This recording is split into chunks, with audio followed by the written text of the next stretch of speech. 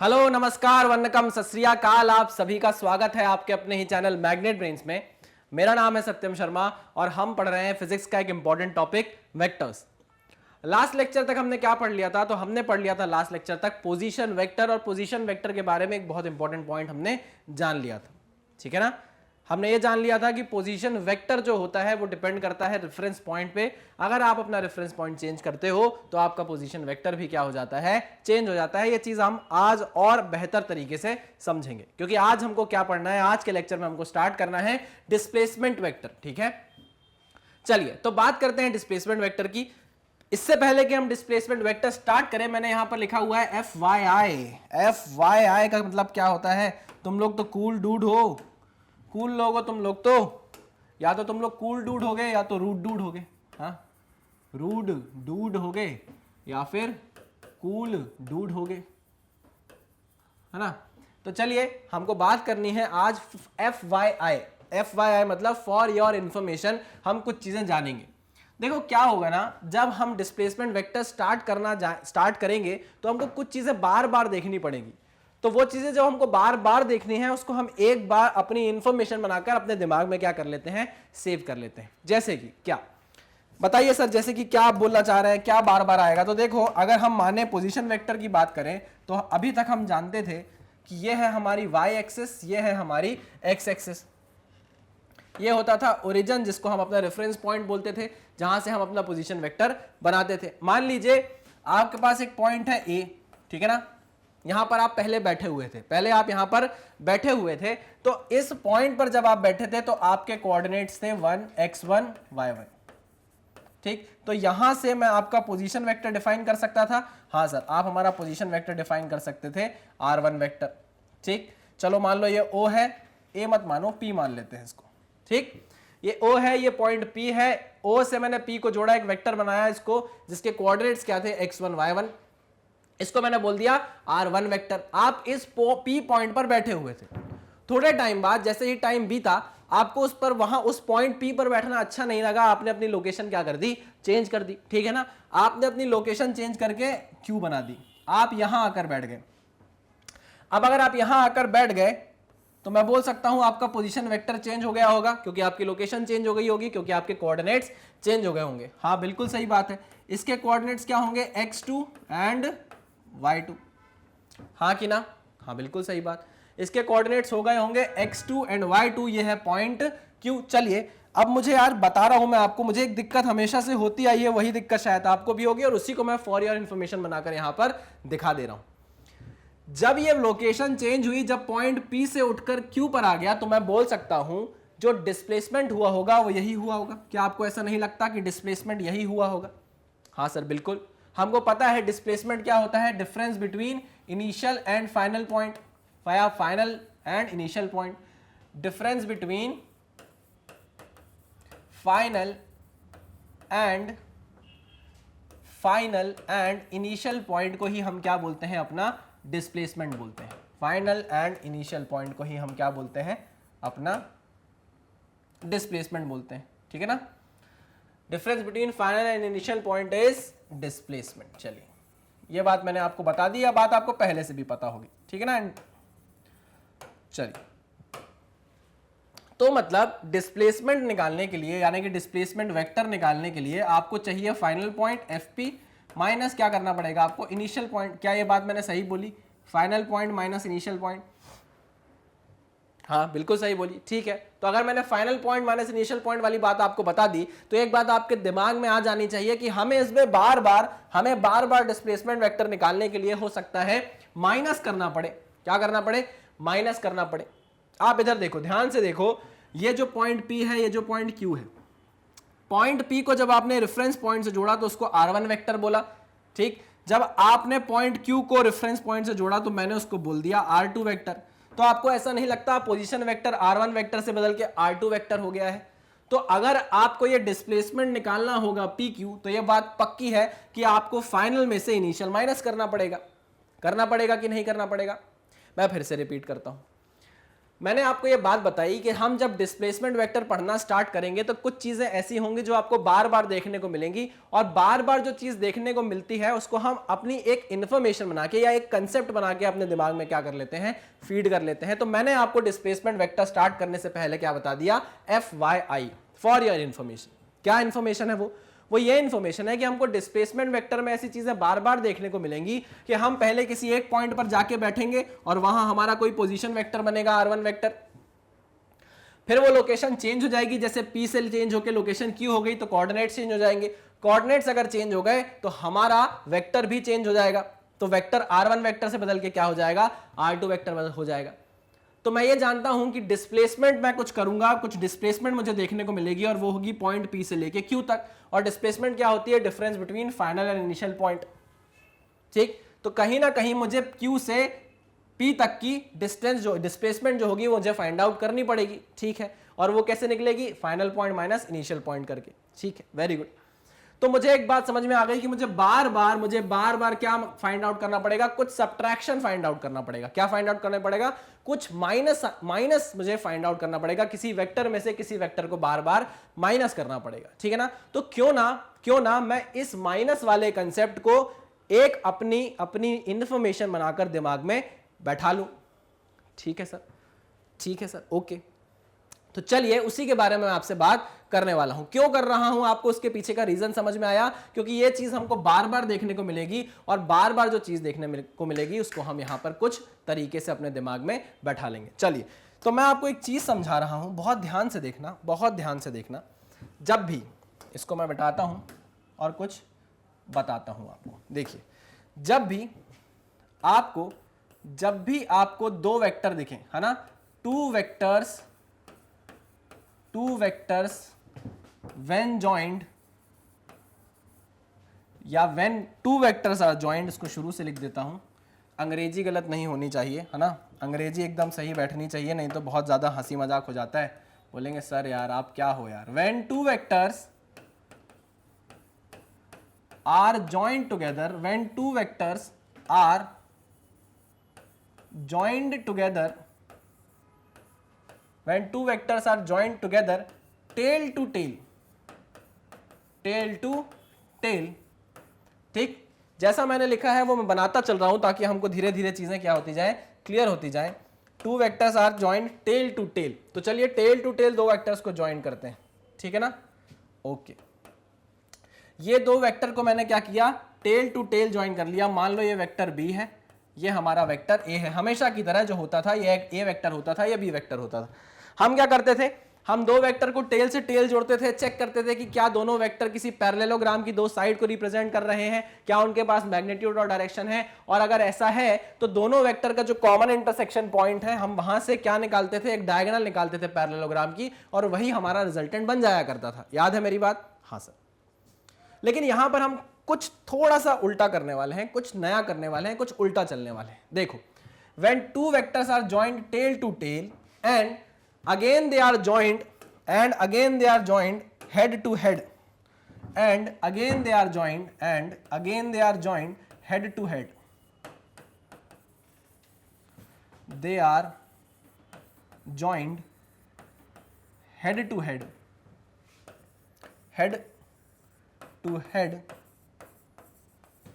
with a vector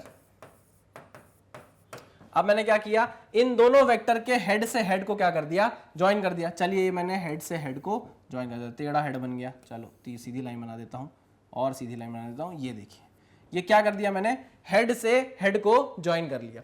ये ए vector है, ये बी वेक्टर है, दोनों वेक्टर के हेड को मैंने एक लाइन बनाकर ज्वाइन कर दिया, ऐसी लाइन बनाकर। ठीक है ना, कोई प्रॉब्लम नहीं सर, कोई प्रॉब्लम नहीं। ठीक है, तो अब हम देख सकते हैं कि ये हमको तीसरा वेक्टर मिलेगा जिसका नाम हमने क्या रख दिया, जो हमेशा से हम रखते हुए हैं, रिजल्टेंट वेक्टर। लेकिन बहुत ध्यान से सुनना, कंफ्यूज होने की बिल्कुल भी जरूरत नहीं है। पहले हमने दो वेक्टर बनाए जिनको टेल से टेल जोड़ा, फिर हमने तीसरा वेक्टर बनाया जो इन दोनों के हेड को क्या कर रहा है, जोड़ रहा है। ठीक है ना, इसको मैंने नाम दे दिया रिजल्टेंट वेक्टर। तो इन दिस केस अगर आपको रिजल्टेंट वेक्टर बताना है तो वो रिजल्टेंट वेक्टर होगा क्या, जरा देखना। पहले देखना, फिर सुनना, फिर समझना, ठीक है ना। When two vectors are joined tail to tail and again they are joined head to head with the vector, then the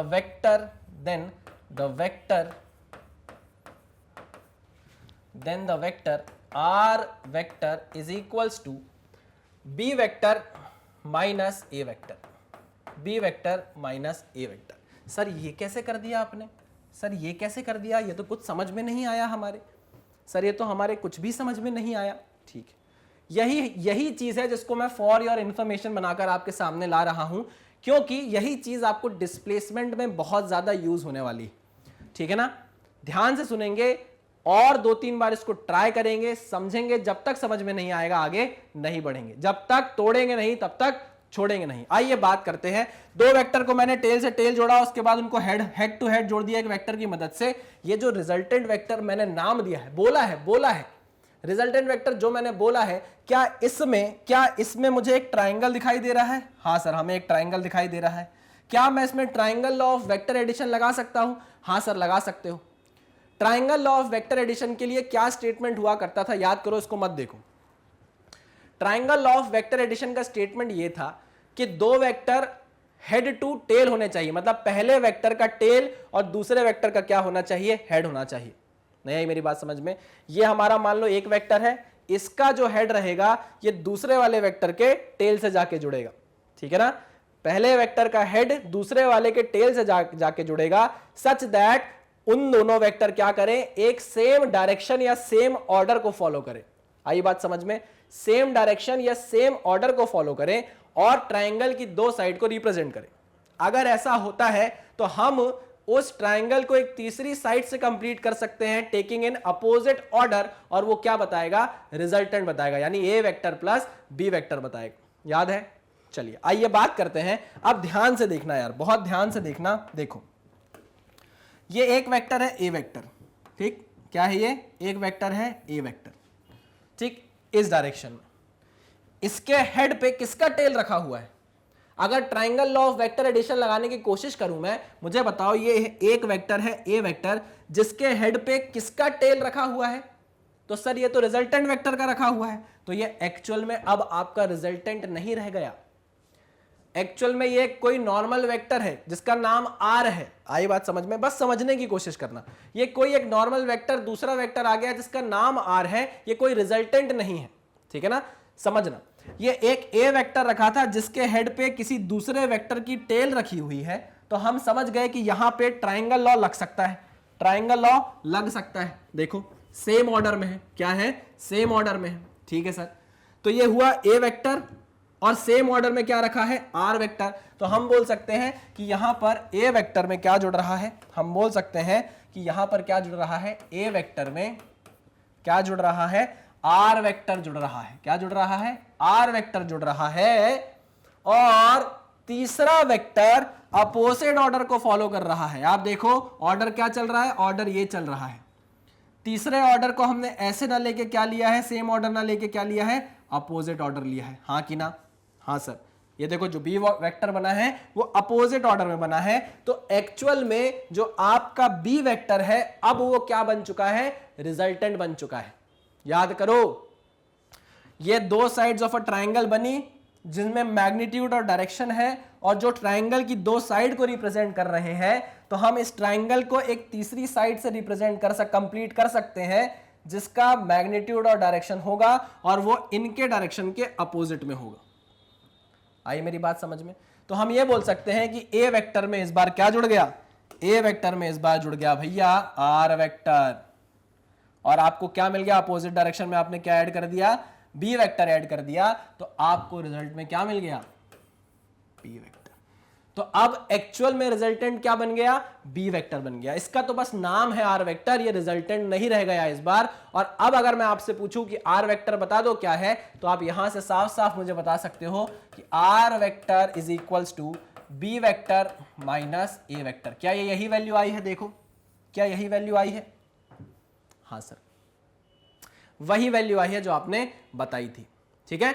तो चलिए आपको ये बात आई होप समझ में आ गई होगी, अगर नहीं आई है तो जल्दी से मैं इसको एक बार रिवाइज करवा देता हूं। वैसे भी मैंने आपको 2-3 बार समझाया है, फिर भी मैं एक बार रिवाइज करता हूं कि डिस्प्लेसमेंट वेक्टर जब हम पढ़ेंगे तो हमको बार बार फाइनल माइनस इनिशियल करना पड़ेगा।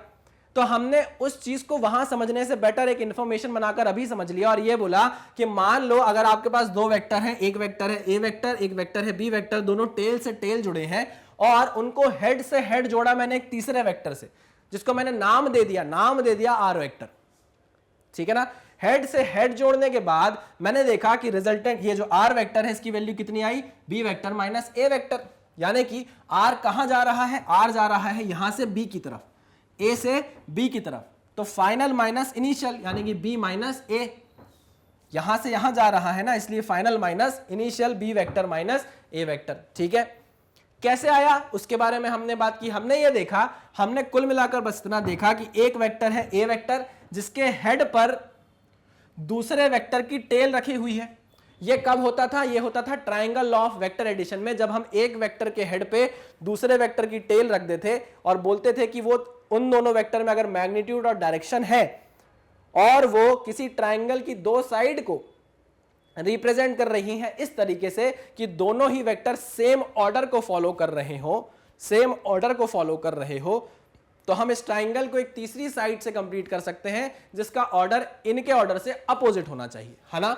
हमने वही किया, एक वेक्टर के हेड पे दूसरे वेक्टर की टेल रखी, हमने बोला यहां तो ट्राइंगल लॉ लग रहा है, ये दोनों ए वेक्टर और आर वेक्टर दोनों सेम ऑर्डर को फॉलो कर रहे हैं, तो हम ये ट्राइंगल कंप्लीट कर सकते हैं तीसरी साइड से। शर्त यह है कि तीसरे वाले का ऑर्डर इनके ऑर्डर से अपोजिट होना चाहिए। तो देखिए आप बी वेक्टर को यहां से यहां ले गया है और इसने अपोजिट ऑर्डर फॉलो किया है, देखो हाँ कि ना।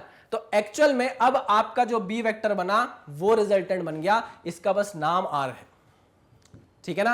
लेकिन हमको इससे मतलब नहीं है, हमको ये मतलब है कि आर की वैल्यू क्या होगी, तो आर की वैल्यू होगी B vector minus A vector, और आर का आप एरो ध्यान से देखो, आर जा रहा है ए से स्टार्ट होके बी की तरफ, तो फाइनल माइनस इनिशियल हमने किया है, देखो आप फाइनल माइनस इनिशियल हमने किया है, ठीक है।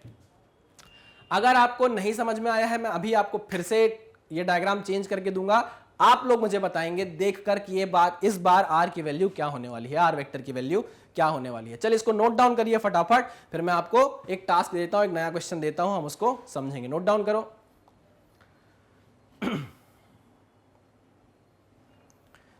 चलिए वेरी गुड, आ जाइए भाई, मैं करता हूं इसको इरेज, है ना। शुरू से बात करते हैं, शुरुआत करते हैं। देखो अब वापस आपको मैं देता हूं एक वेक्टर पी वेक्टर, एक वेक्टर क्यू वेक्टर, ठीक। दोनों कैसे जुड़े हैं, टेल से टेल जुड़े हैं, दोनों किससे जुड़े हैं, टेल से टेल जुड़े हैं, और इनको मैं जोड़ देता हूं, इनके हेड से हेड को जोड़ने के लिए एक नया वेक्टर बनाता हूं इस डायरेक्शन में, यह है आपका आर वेक्टर। तो मुझे जल्दी से बता दो आर वेक्टर की वैल्यू क्या होगी। सर हमने देखा, आपने जो समझाया वो हमने समझा, और उसके हिसाब से आपने हमें यह बताया कि फाइनल माइनस इनिशियल कर देंगे अगर हम, तो आर वेक्टर की वैल्यू आ जाएगी। आर वेक्टर की अगर हम डायरेक्शन देखें तो वो क्यू से स्टार्ट हो रहा है और पी की तरफ जा रहा है, क्यू से स्टार्ट हो रहा है और पी की तरफ जा रहा है, तो पी उसकी फाइनल डेस्टिनेशन है, क्यू से उसने स्टार्ट किया था, तो फाइनल माइनस इनिशियल कर देंगे हम, P vector minus Q vector अगर हम कर देंगे तो हमारे पास क्या आ जाएगा, आर वेक्टर आ जाएगा, ठीक। और अगर आपके तरीके से समझे, उतने बड़े तरीके से, मैं वो बड़ा तरीका इसलिए बता रहा हूं क्योंकि हमने triangle law of vector addition पढ़ा है ना। तो अगर हम triangle law of vector addition से उसको फॉलो करेंगे तो ज्यादा अच्छी बात होगी, हाँ कि ना। हाँ, तो इसलिए फिर से मैं इसको समझाता हूं कि देखो हमारे पास एक वेक्टर था इस डायरेक्शन में जिसका हेड यहां था, इस पर मैंने दूसरे वेक्टर का क्या रखा है, अरे सुनना मेरी बात ध्यान से सुनना, इसको करता हूं मैं बैक। हमारे पास था एक वेक्टर, कौन सा वेक्टर, बी वेक्टर ले लेता हूं इस बार में, ठीक है ना। इसको मिटा देता हूं, ओहो ये तो पूरा ही मिट गया, चलो कोई बात नहीं, फिर से बना देता हूं। चलिए सुनो, अब एक वेक्टर है हमारे पास पी वेक्टर, एक क्यू वेक्टर। अगर हम पी वेक्टर को लेते हैं तो हमने देखा इस पे तो दूसरे का टेल है ही नहीं, हमको तो triangle law of vector addition लगाना है, तो मैंने किस वाले वेक्टर को कंसीडर कर लिया इस बार, मैंने कंसीडर कर लिया क्यू वाले वेक्टर को। अब आप देखो क्यू वाले वेक्टर पे मैंने आर वाले वेक्टर की क्या रखी हुई है, टेल रखी हुई है। Q वाले वेक्टर के हेड पे मैंने R वाले वेक्टर की टेल रखी हुई है और दोनों ही वेक्टर मिलके एक ट्राइंगल की दो साइड को रिप्रेजेंट कर रहे हैं जिनमें मैग्नीट्यूड और डायरेक्शन है, तो हम इस ट्राइंगल को एक तीसरी साइड से कंप्लीट कर सकते हैं जो इनके ऑर्डर से क्या हो, अपोजिट हो। देखो इनका ऑर्डर क्या है, ये जाके ये जाके ये ऑर्डर है इनका, ठीक है ना। अगर मैंने ऐसे कंप्लीट कर दिया तो क्लोज हो जाएगा लूप, है ना। ट्राइंगल लॉ बोलता है नहीं, तीसरी साइड क्या करनी चाहिए, अपोजिट ऑर्डर फॉलो करनी चाहिए। तो अपोजिट ऑर्डर फॉलो करवा लेते हैं, इसको यहां से यहां जोड़ देते हैं। आई मेरी बात समझ में? तो देखो ये जो P वेक्टर बना है किस डायरेक्शन में बना है, इस डायरेक्शन में बना है, अपोजिट ऑर्डर फॉलो करते हुए। आई मेरी बात समझ में? अपोजिट ऑर्डर फॉलो करते हुए। तो यहां भी triangle law of vector addition लगा, लेकिन इस बार क्या जुड़े, इस बार जुड़े Q vector plus R vector is equals to P vector. अब आपका एक्चुअल रिजल्टेंट कौन बन गया, P वेक्टर बन गया, जो अपोजिट ऑर्डर में है। ठीक, तो हम यहां से R वेक्टर क्या लिख सकते हैं, यहां से हम R वेक्टर लिख सकते हैं P vector minus Q vector, और देखो वही वैल्यू आ रही है। लेकिन हम ये बार बार नहीं करेंगे, एक बार इसको इंफॉर्मेशन, इसको कंसेप्ट बनाकर अपने दिमाग में बैठा लेंगे। हम ये चीज बार बार नहीं करेंगे, इसको मैं मिटा देता हूं। सिर्फ कैसे याद रखना है हमको याद रखना है, अगर आपको ये वेक्टर की वैल्यू निकालनी है तो आप इसकी डायरेक्शन देखो, ये कहां से स्टार्ट हो रहा है, किसकी तरफ जा रहा है। ये स्टार्ट हो रहा है Q से, जा रहा है P की तरफ, तो final minus initial, final minus initial. यहां पर मैं इस चीज को बहुत प्यार से लिख देता हूं, अगर आपको R वेक्टर बनाना होगा तो हमेशा फाइनल वाला वेक्टर जिसकी तरफ जा रहे हो, क्या मैं लिख देता हूं डेस्टिनेशन वाला वेक्टर। डेस्टिनेशन होती है ना, आप पार्टी वार्टी करने जाते हो, घूमने फिरने जाते हो, डेस्टिनेशन वेक्टर। दिल्ली मेट्रो में योर डेस्टिनेशन हैज अराइव्ड, दरवाजे बाईं तरफ खुलेंगे, प्लीज माइंड द गैप, है ना। ऐसा होता है कि नहीं, दिल्ली मेट्रो में आपने देखा होगा, destination vector minus starting vector, है ना, स्टार्टिंग वेक्टर। बस आपको ये देखना है कि आपका, अगर आपको R वेक्टर निकालना है तो R वेक्टर स्टार्ट कहां से हुआ, Q से स्टार्ट हुआ, डेस्टिनेशन क्या है, P है, तो डेस्टिनेशन माइनस स्टार्टिंग वेक्टर कर दो, आपके पास R वेक्टर की वैल्यू आने लगेगी, बार बार आने लगेगी। क्लियर है, पक्का 100%? चलिए इसको नोट डाउन आप कर लीजिए, फिर हम आगे देखते हैं। चलो अब फाइनल वही बात कि हमने इतनी सारी कंसेप्ट जो सीखे, वो सीखे क्यों है, क्या रीजन था इनको सीखने के पीछे। तो देखो मैंने आपको कल पोजीशन वेक्टर पढ़ाया और उसी के बारे में अभी जस्ट बात की थी। ये हमारा y एक्सेस, ये हमारा x एक्सेस। पहले आपको बैठा दिया जाएगा किसी P पॉइंट पर, कभी आपको बंदर बना दिया जाएगा, कभी आपको चिड़िया बना दिया जाएगा, कभी आपको इंसान बना दिया जाएगा। आपको जिसमें अच्छा लगे आप वो बार बार बनते रहना, ठीक है ना। पहले आपको कुछ बनाकर यहाँ बैठा दिया जाएगा, P पॉइंट पर बोल दिया जाएगा उसके कोऑर्डिनेट है भाई x1 y1, तो आप इसका पोजीशन वेक्टर बता सकते हो यहाँ से, हाँ सर ये हमारा रेफरेंस पॉइंट है, ये हमारा पहला पोजीशन वेक्टर बन जाएगा R वेक्टर। फिर थोड़ी देर बाद बोल दिया जाएगा कि आपकी पोजीशन बदल गई है, आप यहाँ कहीं आकर बैठ गए हो Q पॉइंट पर, जहाँ कोऑर्डिनेट्स है x2 एंड y2। ठीक, अब क्योंकि कोऑर्डिनेट चेंज हो गए तो रेफरेंस पॉइंट से इसका पोजीशन वेक्टर भी चेंज हो जाएगा। हाँ सर पोजीशन वेक्टर चेंज हो जाएगा। क्लियर? मान लो ये पॉइंट P या Q, तो हम जानते हैं कि जब इसने पॉइंट P से उठकर पॉइंट Q को हासिल किया होगा तो पक्की बात है कि यही डिस्प्लेसमेंट हुआ होगा इनके बीच में। P से चलकर हम Q की तरफ गए होंगे तो यही डिस्प्लेसमेंट हुआ होगा। हाँ सर यही डिस्प्लेसमेंट हुआ होगा, पक्की बात है। हाँ, तो एक चीज अगर आप ध्यान से देखो, एक चीज अगर आप ध्यान से देखें, ट्राइंगल अगर बनाए हम बाहर निकाल के, तो ये ट्राइंगल कुछ ऐसा बन रहा है, ध्यान से देखो, ऐसा बन रहा है दोनों ट्राइंगल। हाँ बिल्कुल सही सर, ठीक है। अगर हम देखें तो ये पॉइंट O है, ये पॉइंट P है, ये पॉइंट Q है, और सर ये है R1 वेक्टर, ये है R2 वेक्टर, है कि नहीं है? हाँ सर बिल्कुल है। सर इस R1 वेक्टर को क्या मैं OP वेक्टर भी बोल सकता हूं? हाँ बोल सकते हो, OP वेक्टर भी बोल सकते हो। सर इस R2 वेक्टर को क्या मैं OQ वेक्टर भी बोल सकता हूं? हाँ सर OQ वेक्टर भी बोल सकते हैं। ठीक, हमको बोल रहा है कि आप PQ बताओ, आपके पास जो PQ वेक्टर है एक्चुअल में वो कौन सा वेक्टर है, वही आपका आगे जाके क्या बनेगा, डिस्प्लेसमेंट वेक्टर बनेगा। क्या बनेगा आगे जाके, यही आपका क्या बन जाएगा, डिस्प्लेसमेंट वेक्टर बन जाएगा, ठीक है ना। लेकिन अभी हमको इसकी बात नहीं करनी है, मैं बस आपको इंफॉर्मेशन दे रहा हूं कि आगे जाके यही क्या बनने वाला है, डिस्प्लेसमेंट वेक्टर बनने वाला है। अगर आपसे वो पूछता है कि बताओ PQ वेक्टर की वैल्यू क्या होगी, तो आओ फिर से इमेजिन करते हैं। देखो एक वेक्टर है OP, एक वेक्टर है OQ, पूछा क्या है, पूछ रहा है PQ वेक्टर बताओ। तो हम जो कंसेप्ट अभी तक सीख के आए हैं क्या वो यहां लग रहा है कि नहीं, ये देख लेते हैं। दो वेक्टर है हमारे पास, एक है OP वेक्टर, एक है OQ वेक्टर। क्या दोनों वेक्टर टेल से टेल जुड़े हुए हैं? क्या दोनों वेक्टर टेल टू टेल जुड़े हुए हैं? हाँ सर, टेल टू टेल जुड़े हुए हैं। क्या दोनों वेक्टर के हेड को, क्या दोनों वेक्टर के हेड्स को किसी एक वेक्टर की मदद से जोड़ा जा रहा है? हाँ सर, जोड़ा जा रहा है। क्या उसकी डायरेक्शन आपको दिख रही है कि वो कहां से स्टार्ट होके किसकी तरफ जा रहा है? हाँ सर, वो P से स्टार्ट होके Q की तरफ जा रहा है। अच्छा, वो P से स्टार्ट होके Q की तरफ जा रहा है, हाँ बिल्कुल। तो क्या हम इस वेक्टर की वैल्यू फाइंड आउट कर सकते हैं PQ वेक्टर की? हाँ सर, कर सकते हैं। कैसे?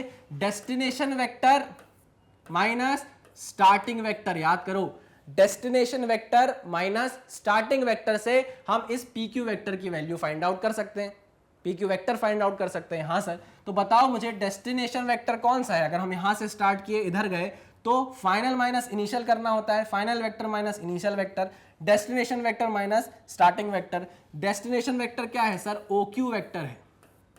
डेस्टिनेशन वेक्टर क्या है सर? OQ वेक्टर है, Q तक हम पहुंचे हैं। अच्छा, इनिशियल क्या था? स्टार्ट किससे किया था सर? OP वेक्टर से। तो ये मैंने OP वेक्टर से स्टार्ट कर दिया। आई मेरी बात समझ में? हाँ सर, आ गई समझ में। क्या हम इसी चीज को OQ वेक्टर को क्या हम R2 वेक्टर भी बोल सकते हैं? हाँ sir, R2 vector minus R1 vector बोल सकते हैं कि नहीं बोल सकते? बिल्कुल बोल सकते हैं सर। ठीक है, क्लियर है, पक्का है? हाँ सर। तो ये बात एकदम क्लियर हो गई कि भाई ये जो सारी चीजें हमने पढ़ी थी अभी, जो हमने फॉर योर इंफॉर्मेशन में पढ़ा, वो इसलिए पढ़ा क्योंकि आगे जाके हमको इसकी जरूरत पड़ेगी डिस्प्लेसमेंट वेक्टर फाइंड आउट करने के लिए। हम सिर्फ और सिर्फ ये देखेंगे कि अगर आपको डिस्प्लेसमेंट वेक्टर निकालना है तो आप कहां से, किस पोजीशन से उठ के किस पोजीशन पर गए हो। जिस पोजीशन पर आप पहले बैठे थे वहां पर आपका कोई पोजीशन वेक्टर होगा, जिस पोजीशन में आप बाद में जाकर बैठे वहां पर भी आपका पोजीशन वेक्टर होगा। तो आप final vector minus initial vector कर दोगे और आपको क्या मिलने लग जाएगा? डिस्प्लेसमेंट वेक्टर मिलने लग जाएगा। कंसेप्ट कहां से सीखा? कंसेप्ट हमने फॉर योर इंफॉर्मेशन से सीखा। पक्का? दो वेक्टर टेल से टेल जुड़े हो, उनको हेड से हेड अगर जोड़ना हो तो आप हमेशा final vector minus initial vector करके जो थर्ड वेक्टर है उसकी वैल्यू फाइंड आउट कर सकते हो। ठीक है, क्लियर है, पक्का? चलिए, तो आप इसको नोट डाउन करिए, फिर हम आगे देखते हैं, आगे बढ़ते हैं, हमको क्या देखना है। चलिए, इसको नोट डाउन कर लीजिए। चलिए, तो इसको मैं मिटाता हूं और अब आपसे फाइनली पूछता हूं, चीजें आपको समझ में आई हैं या नहीं, मैं चेक कर लेता हूं एक बार। चलिए, तो फिर से आपके सामने मैं बना रहा हूं एक y एक्सिस, एक x एक्सिस, यह है आपकी y एक्सिस, यह है आपकी x एक्सिस, और यहां पर एक पॉइंट है, एक पोजीशन वेक्टर है ये। ठीक है, ये पॉइंट है आपका A पॉइंट, या मैं बोल देता हूं ये पॉइंट है आपका M पॉइंट, है ना।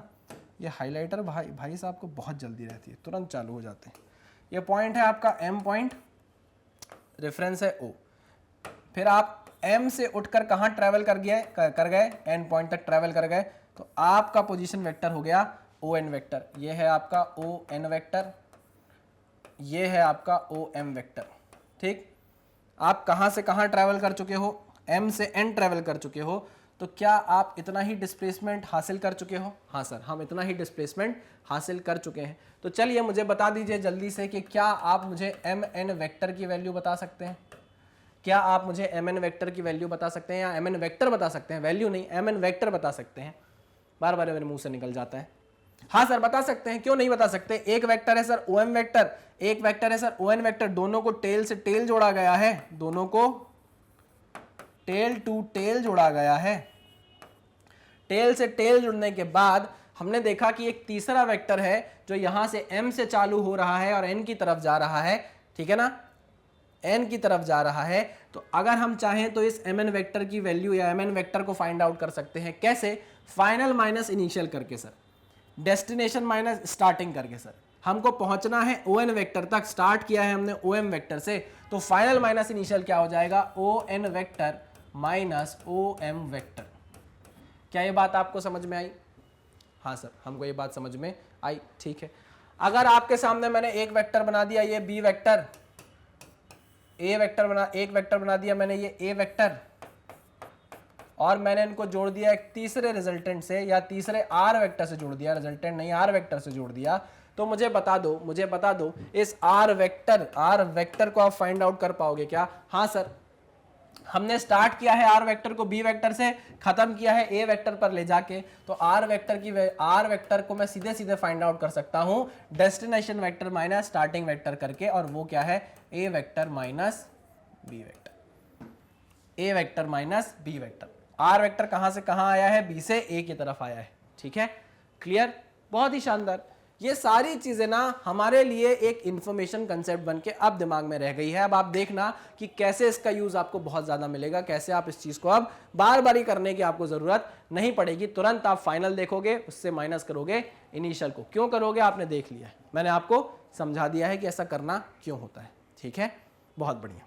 चलिए, तो मैं इसको करता हूं इरेज। अगर आप चाहते हैं तो इसको भी एक बार नोट डाउन कर लीजिए, फिर हम आगे बढ़ते हैं। वेरी गुड, ये कर दिया मैंने इरेज। चलिए आगे देखते हैं और क्या है हमारे सामने। चलो आ जाइए, हमको अब पढ़ना है डिस्प्लेसमेंट वेक्टर। चलो, 100 बात की एक बात, पढ़ा इतना सारा, लिखी है लाइन इतनी सी। पढ़ा इतना सारा, समझा इतना सारा और लिखी है लाइन इतनी सी। तो भैया ये जो लिखी है ना लाइन, यही क्या है? आपका सार है। यही आपका सार है। सार मतलब यही आपका समरी है। इसी से हमने जो समझा वो फॉर योर इंफॉर्मेशन में समझ लिया कि हमको अल्टीमेटली फाइनल माइनस इनिशियल ही करना है, क्योंकि displacement vector is a vector joining initial and final position.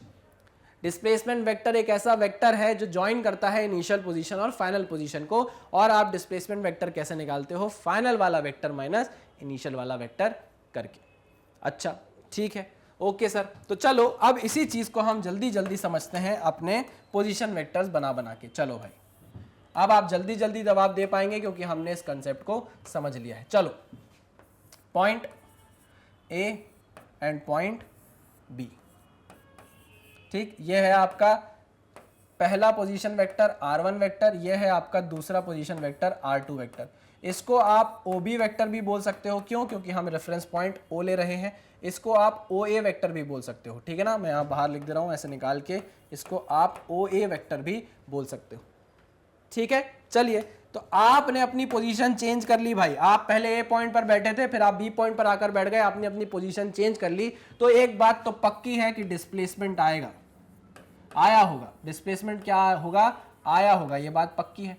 ठीक है, क्या मुझे आप बता सकते हो कि डिस्प्लेसमेंट वेक्टर को कौन रिप्रेजेंट करेगा? सर ये थी इनिशियल पोजीशन, ये थी फाइनल पोजीशन।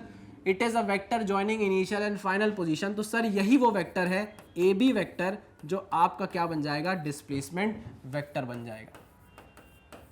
ठीक है, मैंने कहा परफेक्ट, बढ़िया, कोई दिक्कत नहीं है। मुझे बस इतना बता दो कि ये जो ए बी वेक्टर है, क्या इसकी आप बता सकते हो मुझे ए बी वेक्टर क्या होगा? तो आपने बोला हाँ सर, हमने इतना पढ़ लिया है कि अब तो हम आपको आराम से बता सकते हैं कि ए बी वेक्टर जो होगा वो होगा final vector minus initial vector. जहां से आप चल रहे हो, जहां पहुंच रहे हो, पहुंचने वाला वेक्टर यानी कि डेस्टिनेशन माइनस स्टार्टिंग। डेस्टिनेशन है सर आपकी जहां आप पहुंचे हो वो है ओ बी वेक्टर, जहां से आपने स्टार्ट किया था वो है ओ ए वेक्टर। अच्छा, ओके सर, मैंने इसमें एक और चीज सर नोटिस की है, आपको बताऊं क्या? एक शॉर्ट ट्रिक बताऊं सर? हाँ बताओ सर। देखो, जैसे ही आप कोई वेक्टर बोलते हो ना, जैसे आपने ए बी वेक्टर बोला ना सर, तो मैं क्या देख पा रहा हूं?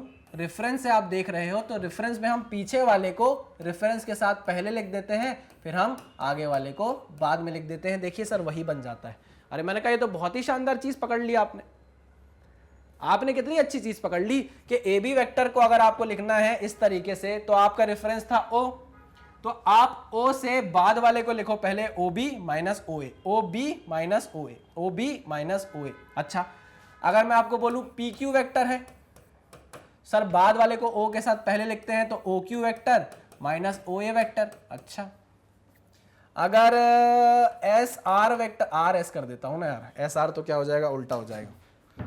चलो, या LM कर देता हूं। चलो, LM वेक्टर, ये LM वेक्टर है, तो सर पीछे वाला पहले आता है, तो OM vector minus OL vector. अच्छा, बहुत बढ़िया यार, ये तो तुमने बहुत अच्छी ट्रिक बताई, मैं भी याद रखूंगा इसको आज से। ठीक है, तो आप याद रखना, आप इस तरीके से भी कई लोग इस चीज को याद रखते हैं, है ना, और क्वेश्चन को सॉल्व करते हैं। क्वेश्चन तो आपसे सॉल्व हो जाएगा, आपकी गारंटी है, ये बात पक्का है। हाँ, ये बात थी कि मुझे आपको सिखाना था, मुझे आपको बताना था कि ऐसा क्यों होता है, तो मैंने अपना काम पूरा कर दिया है। चलिए आ जाइए वापस। ए बी वेक्टर जो डिस्प्लेसमेंट वेक्टर बना आपका, वो किसके बराबर आया? ओ बी वेक्टर माइनस ओ ए वेक्टर के। ठीक है, क्या आप ओ बी वेक्टर को ही आर टू वेक्टर बोल रहे हो? हाँ सर, ओ बी वेक्टर को हम आर टू वेक्टर बोल रहे हैं, ओ ए वेक्टर को हम आर वन वेक्टर बोल रहे हैं। अच्छा चलो, ये भी बढ़िया बात बताई आपने।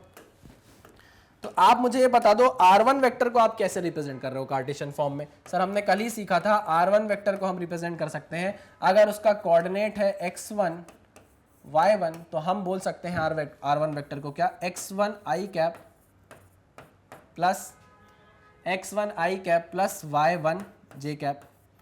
बोल सकते हैं क्या? हाँ सर, बिल्कुल बोल सकते हैं। ओके, R2 वेक्टर को आप क्या बोल सकते हो? R2 वेक्टर को हम बोल सकते हैं सर, अगर आप उसके कोऑर्डिनेट्स दे दो पहले, तो लो कोऑर्डिनेट्स ले लो, x2 y2। Sir x2 i cap हो जाएगा ये, प्लस y2 j कैप हो जाएगा। हमने सीखा है सर ये रिप्रेजेंटेशन ऑफ वेक्टर्स में। ठीक है, बिल्कुल सही। तो क्या आप मुझे R2 vector minus R1 vector बता सकते हैं कितना होगा? अरे बाएं हाथ का खेल है सर ये, तो आप बाएं हाथ का खेल है। देखो सर, ये लो, आप दूध मांगोगे खीर देंगे, है ना, वो वाली बात है। आप जो सिखाओगे वो पूछोगे तो चीर देंगे, एकदम मतलब खतरनाक बता देंगे आपको। चलो, A B vector R2 vector minus R1 vector. R2 vector क्या है भाई? x2 i cap plus y2 j cap minus x1 i cap plus y1 j cap. ठीक, इस तरीके से लिख सकते हैं हम R2 vector minus R1 vector को। हाँ सर, अच्छा, कल ही हमने सीखा addition of vector, subtraction of vector, एक ही चीज थी, उसी कंसेप्ट से हो सकता है वो। ए बी वेक्टर को हम क्या लिखेंगे? देखो, आई वाले को माइनस कर लेते हैं, तो ये हो जाएगा x2 minus x1 i cap. Clear? x2 minus x1 i cap plus y2 minus y1 j cap. This is what? A B vector. यह है आपका displacement vector x2 minus x1 i cap plus y2 minus y1 j cap. Simple सी बात, बहुत बहुत बहुत बहुत simple हो गया इससे हमारा ये कंसेप्ट, क्योंकि हमने थोड़ी सी डिस्कशन कर ली उस बारे में। पक्का 100%? हाँ सर। अगर मैं आपको बोल दूं कि ए बी का मैग्नीट्यूड फाइंड आउट करके बता दो, ए बी वेक्टर का मैग्नीट्यूड फाइंड आउट करके बता दो, तो आप बोलोगे सर उसमें क्या बड़ी बात है? ये लो, ए बी का मैं मैग्नीट्यूड आपको फाइंड आउट करके बता देता हूं, x2 minus x1 i cap plus y2 minus y1 j cap divided by what? Divided by what? x2 minus x1 का स्क्वायर, x2 माइनस x1 का square plus y2 minus y1 का square. Simple सी बात, ये हमने पहले सीखा हुआ है ना। कुछ नया बताया क्या मैंने आपको इसमें? नहीं सर, कुछ भी नया नहीं बताया आपने मुझे। ठीक, अरे नहीं, ये तो मैंने आपको क्या बता दिया? ये क्या बता दिया मैंने आपको? दिस इज ए बी का, ए बी वेक्टर का क्या बता दिया मैंने आपको? क्या बता दिया आपको? यूनिट वेक्टर बना दिया। क्या बता दिया? डायरेक्शन बता दिया आपको मैंने। ए बी वेक्टर की क्या बता दी? डायरेक्शन बता दी। किस डायरेक्शन में आपका ए बी वेक्टर है? मैग्नीट्यूड क्या होगा? मैग्नीट्यूड सिंपल ये वाली चीज होगी। अरे हाँ कि ना? हाँ सर, आपने हमको जो मैग्नीट्यूड सिखाया था वो सिखाया था ये देखो, this is your magnitude, x2 minus x1 का square plus y2 minus y1 का स्क्वायर। हाँ कि ना? ठीक है, यहां पर मैंने आपको ए बी कैप बताया है, यूनिट वेक्टर बताया है ना। मेरे दिमाग में यूनिट वेक्टर चल रहा था और मैं आपको मैग्नीट्यूड बोल रहा था। मैग्नीट्यूड ये होगा, यूनिट वेक्टर ये होगा। क्लियर? 100%? हाँ सर। एक बार आप इसको आराम से निहार लो, सोच लो, क्या हमने जो सीखा वही अप्लाई किया है? क्या हम अप्लाई करने के बाद जो पुराने कंसेप्ट सीखे थे वो लगा पा रहे हैं या नहीं? है ना, हमने सीखा था कि कैसे आप किसी को कार्टेशियन फॉर्म में, किसी वेक्टर को कार्टेशियन फॉर्म में रिप्रेजेंट कर सकते हो, वो हमने कर दिया। फिर हमने उसको माइनस किया, आप ए बी वेक्टर की वैल्यू निकाली, ये देखिए माइनस किया, आई कैप को कॉमन निकाल के x2 माइनस x1 किया, जे कैप को कॉमन निकाल के y2 माइनस y1 किया। फिर मैंने आपसे पूछा कि ए बी का मैग्नीट्यूड बता दो, तो ये है ए बी का मैग्नीट्यूड। ठीक है ना, आई कैप के आगे वाले का स्क्वायर प्लस जे कैप के आगे वाले का स्क्वायर, ये कर दिया मैंने। फिर आपको पता है कि आपको जब यूनिट वेक्टर फाइंड आउट करना होगा, यूनिट वेक्टर फाइंड आउट करना होगा, तो आपको चाहिए उसके लिए A B vector, divided by उसका मैग्नीट्यूड। तो ये देखिए, ये है आपके पास ए बी वैक्टर, ये है आपके पास A B vector divided by A B का मैग्नीट्यूड, तो ये है ए बी का मैग्नीट्यूड। सिंपल एज दैट, ठीक है। लेकिन अगर मैं आपको डायरेक्ट यहां से बताना चालू करता तो शायद आपको थोड़ी सी दिक्कत हो सकती थी, और मैं नहीं चाहता कि आप किसी भी दिक्कत में जाओ, ठीक है। चलिए इसको आराम से नोट डाउन करिए, फिर हम आगे बढ़ते हैं। चलिए अब इसमें से जो काम की चीज है वो मैं रख लेता हूं, और जो काम की नहीं है उसको हटा देता हूं, ठीक है। चलिए मैं बारी बारी से हटाता चल रहा हूं। डिस्प्लेसमेंट वेक्टर हमने समझ लिया, उसको देख लिया हमने। ये शॉर्ट ट्रिक समझ ली, कैसे आप शॉर्ट ट्रिक से अपने वेक्टर को निकाल सकते हो, ठीक है। बहुत सारी भतेरी बोलते हैं ना, भतेरी हमने ट्रिक्स देख ली, और अब हमको कोई दिक्कत नहीं होनी चाहिए। हमने पहले कंसेप्ट भी सीख लिया, फिर शॉर्ट ट्रिक भी देख ली, और हमने हर तरीके से क्वेश्चन को टटोल लिया है। चलो अगर आप इस इक्वेशन को ध्यान से देखो, ये जो ए बी वेक्टर का मैग्नीट्यूड आपने निकाला है, ये क्या है? ये एक्चुअल में इस वेक्टर की लेंथ है। नहीं, अरे हाँ कि ना, ये एक्चुअल में क्या है? इस वेक्टर का मैग्नीट्यूड है, लेंथ है, हाँ। और आप ये बता सकते हो कि क्या यही ए और बी पॉइंट के बीच की डिस्टेंस है? क्या यही दूरी है पॉइंट ए और पॉइंट बी के बीच में? हाँ सर, हाँ सर, यही क्या है? यही क्या है? यही क्या है? यही सर, यही दूरी है। किसके बीच की? दूरी ए और बी के बीच की। अरे हाँ कि ना, के बीच की। बिल्कुल सही बोल रहे हो आप सर कि ये जो ए बी था, आपने जो मैग्नीट्यूड निकाला, ये एक्चुअल में पॉइंट ए और पॉइंट बी के बीच की दूरी है। अरे सर, यही चीज तो हमने बचपन में पढ़ी थी, और इसी को तो हमने डिस्टेंस फॉर्मूला बोला था कोऑर्डिनेट ज्योमेट्री में। याद करो, मैंने आपको एक बेसिक मैथमेटिक्स का वीडियो बनाकर दिया है जो 5-5.5 घंटे का है। उसमें मैंने आपको एक डिस्टेंस फॉर्मूला बताया है कि जब कोऑर्डिनेट ज्योमेट्री में दो पॉइंट आप कंसिडर करते हो, उन दोनों पॉइंट के बीच का अगर आपको डिस्टेंस निकालना है तो उसके लिए यही फॉर्मूला यूज करते हो आप। हाँ सर, याद आया। अरे रे रे रे रे सर, मतलब जो चीज हम पहले पढ़ चुके थे वो यहाँ वेक्टर में फिर से घूम के आई है। हाँ, वो वेक्टर में यहाँ फिर से घूम के आपके सामने आई है, ठीक है। चलिए कोई बात नहीं। तो अगर आपने तब नहीं पढ़ा था, आपको तब याद नहीं था, तो आपको अब याद आ गया है वेक्टर के तरीके से, ठीक है ना। चलो कोई टेंशन लेने वाली बात नहीं है। अब मैं करता हूं इसको इरेज, हम आगे चलते हैं, देखते हैं हमको और कुछ कंसेप्ट सीखने हैं या नहीं। चलिए इसको कर देता हूं मैं क्लियर। यहां पर हो गई है हमारी सारी बातें, ठीक है। चलो आगे बढ़ते हैं, कंसेप्ट देखते हैं। क्या कंसेप्ट है भाई? ओहो, फिर से एक और कंसेप्ट। चलिए एक चीज मैं आपके सामने बनाने जा रहा हूं, और उसको पहले बनाएंगे, फिर उस पर बात करेंगे, फिर एक कंक्लूजन पर पहुंचेंगे, और फिर 2 लाइन से उसको याद रखेंगे। मेरी 2 लाइन मैं आपको बताऊंगा, ये मेरी तरफ से 2 लाइन दे रहा हूं मैं आपको, अपने दिल से निकालकर एकदम। श्री राम जानकी बैठे हैं, वैसी वाली बात है, एकदम बैठी हुई है वो 2 लाइन मेरे सीने में। तो चलिए देखते हैं कंसेप्ट। मान लो मैं कोई रेफरेंस पॉइंट से 2 पोजीशन वेक्टर बनाता हूं। ये आपकी है y एक्सिस, ये है आपकी x एक्सिस, और मैं बना रहा हूं 2 पोजीशन वेक्टर। ध्यान से देखना, ये है पॉइंट P, ये है पॉइंट Q। ये है पॉइंट P, ये है पॉइंट Q। ये है आपका रेफरेंस पॉइंट, और ये कर दिया मैंने उसको जॉइन, ठीक। ये बन गया आपका R1 पोजीशन वेक्टर। ये मैंने कर दिया Q को जॉइन, ये बन गया आपका R2 पोजीशन वेक्टर, ठीक है। हाँ ओके, बढ़िया। चलो, लेकिन ये जो दोनों पोजीशन वेक्टर बने हैं, ये किस रेफरेंस पॉइंट से बने हैं? ओ, अच्छा ठीक है। आ जाओ, अगर मैं जरा सा क्या कर दूं, अपनी एक्सिस चेंज कर दूं, ओरिजिन चेंज कर दूं। अब मेरा ओरिजिन इधर आ गया है। अब मैंने जो नई एक्सिस बना ली है वो बना ली है ये। याद करो कल मैंने आपको एक एग्जाम्पल दिया था, और उस एग्जाम्पल के हिसाब से मैंने आपको क्या बात बताई थी कि कल मैं एक अंडे की दुकान बता रहा था अपने घर से। मम्मी को अंडे की दुकान बता रहा था एक घर से, तो मम्मी समझ जा रही थी कि ये घर से 10 मिनट दूर है। लेकिन उसके बाद मैंने मम्मी को बोला कि आपने सरावगी अंकल का घर देखा है ना, उस सरावगी अंकल के घर से एक चाउमीन की दुकान है, मैं वहां पर हूं। तो मैंने अपना रेफरेंस पॉइंट मम्मी की नजर से लाके, मम्मी के घर से लाके, यानी अपने घर से उठाकर सरावगी के अंकल के घर पर पटक दिया। आई मेरी बात समझ में? तो अब मैंने क्या कर दिया था, कल अपना रेफरेंस चेंज कर दिया था, आज मैं वही कर रहा हूं। पहले मेरा रेफरेंस था ये ओ, अब मेरा रेफरेंस हो गया है ओ डैश। क्या ये बात आपको समझ में आई? ठीक है ना? तो आपने वही किया, मैंने वही किया, अपने रेफरेंस पॉइंट को शिफ्ट कर लिया है ओ से उठाकर ओ डैश पे। ठीक है सर, ओके सर।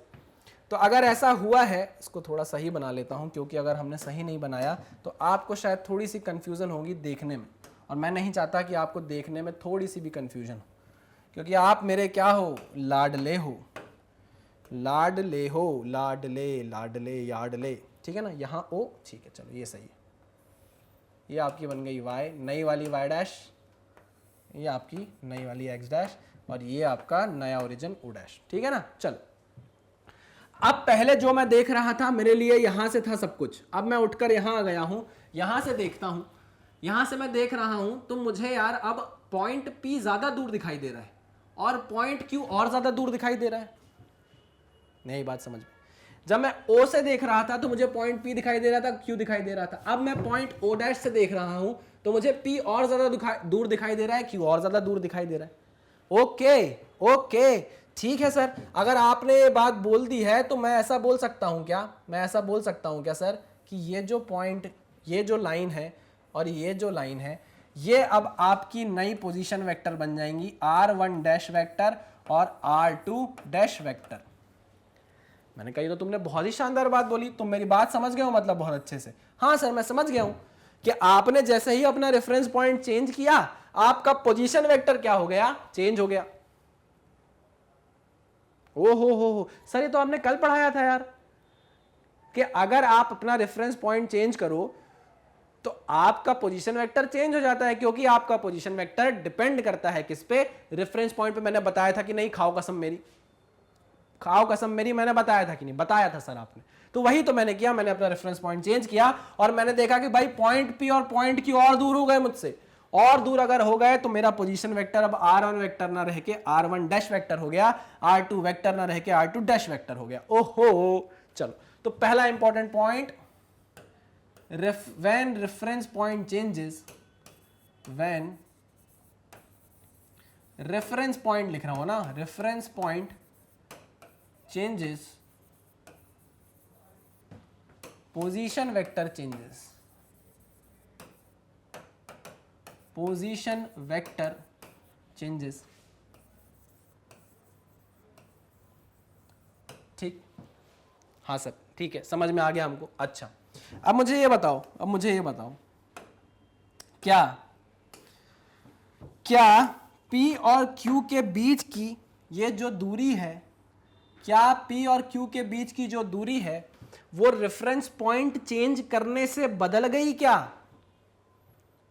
फिर से पूछ रहा हूं क्वेश्चन आपसे कि जब मैंने रेफरेंस पॉइंट O से उठाकर O डैश कर दिया, O से उठाकर O डैश कर दिया, यहां लिख दे रहा हूं मैं, न्यू रेफरेंस पॉइंट, जब मैंने अपना रेफरेंस पॉइंट O से उठाकर O डैश कर दिया, तो क्या P और Q के बीच की दूरी बदल गई क्या? बदल गई क्या? नहीं, बिल्कुल नहीं सर, बिल्कुल भी नहीं। समझ रहे हो आप, नहीं समझ रहे हो? हाँ सर, अब समझ में आ रहा है कि P और Q का जो पोजीशन वेक्टर है वो रेफरेंस चेंज करने से बदल गया है, लेकिन P और Q के बीच की जो दूरी है वो रेफरेंस बदलने से नहीं बदली। इसका मतलब यह है कि displacement vector is independent of origin, displacement vector is independent of origin. बहुत इंपॉर्टेंट बात यहां पर लिख रहा हूं, बहुत इंपॉर्टेंट बात है, displacement vector, displacement vector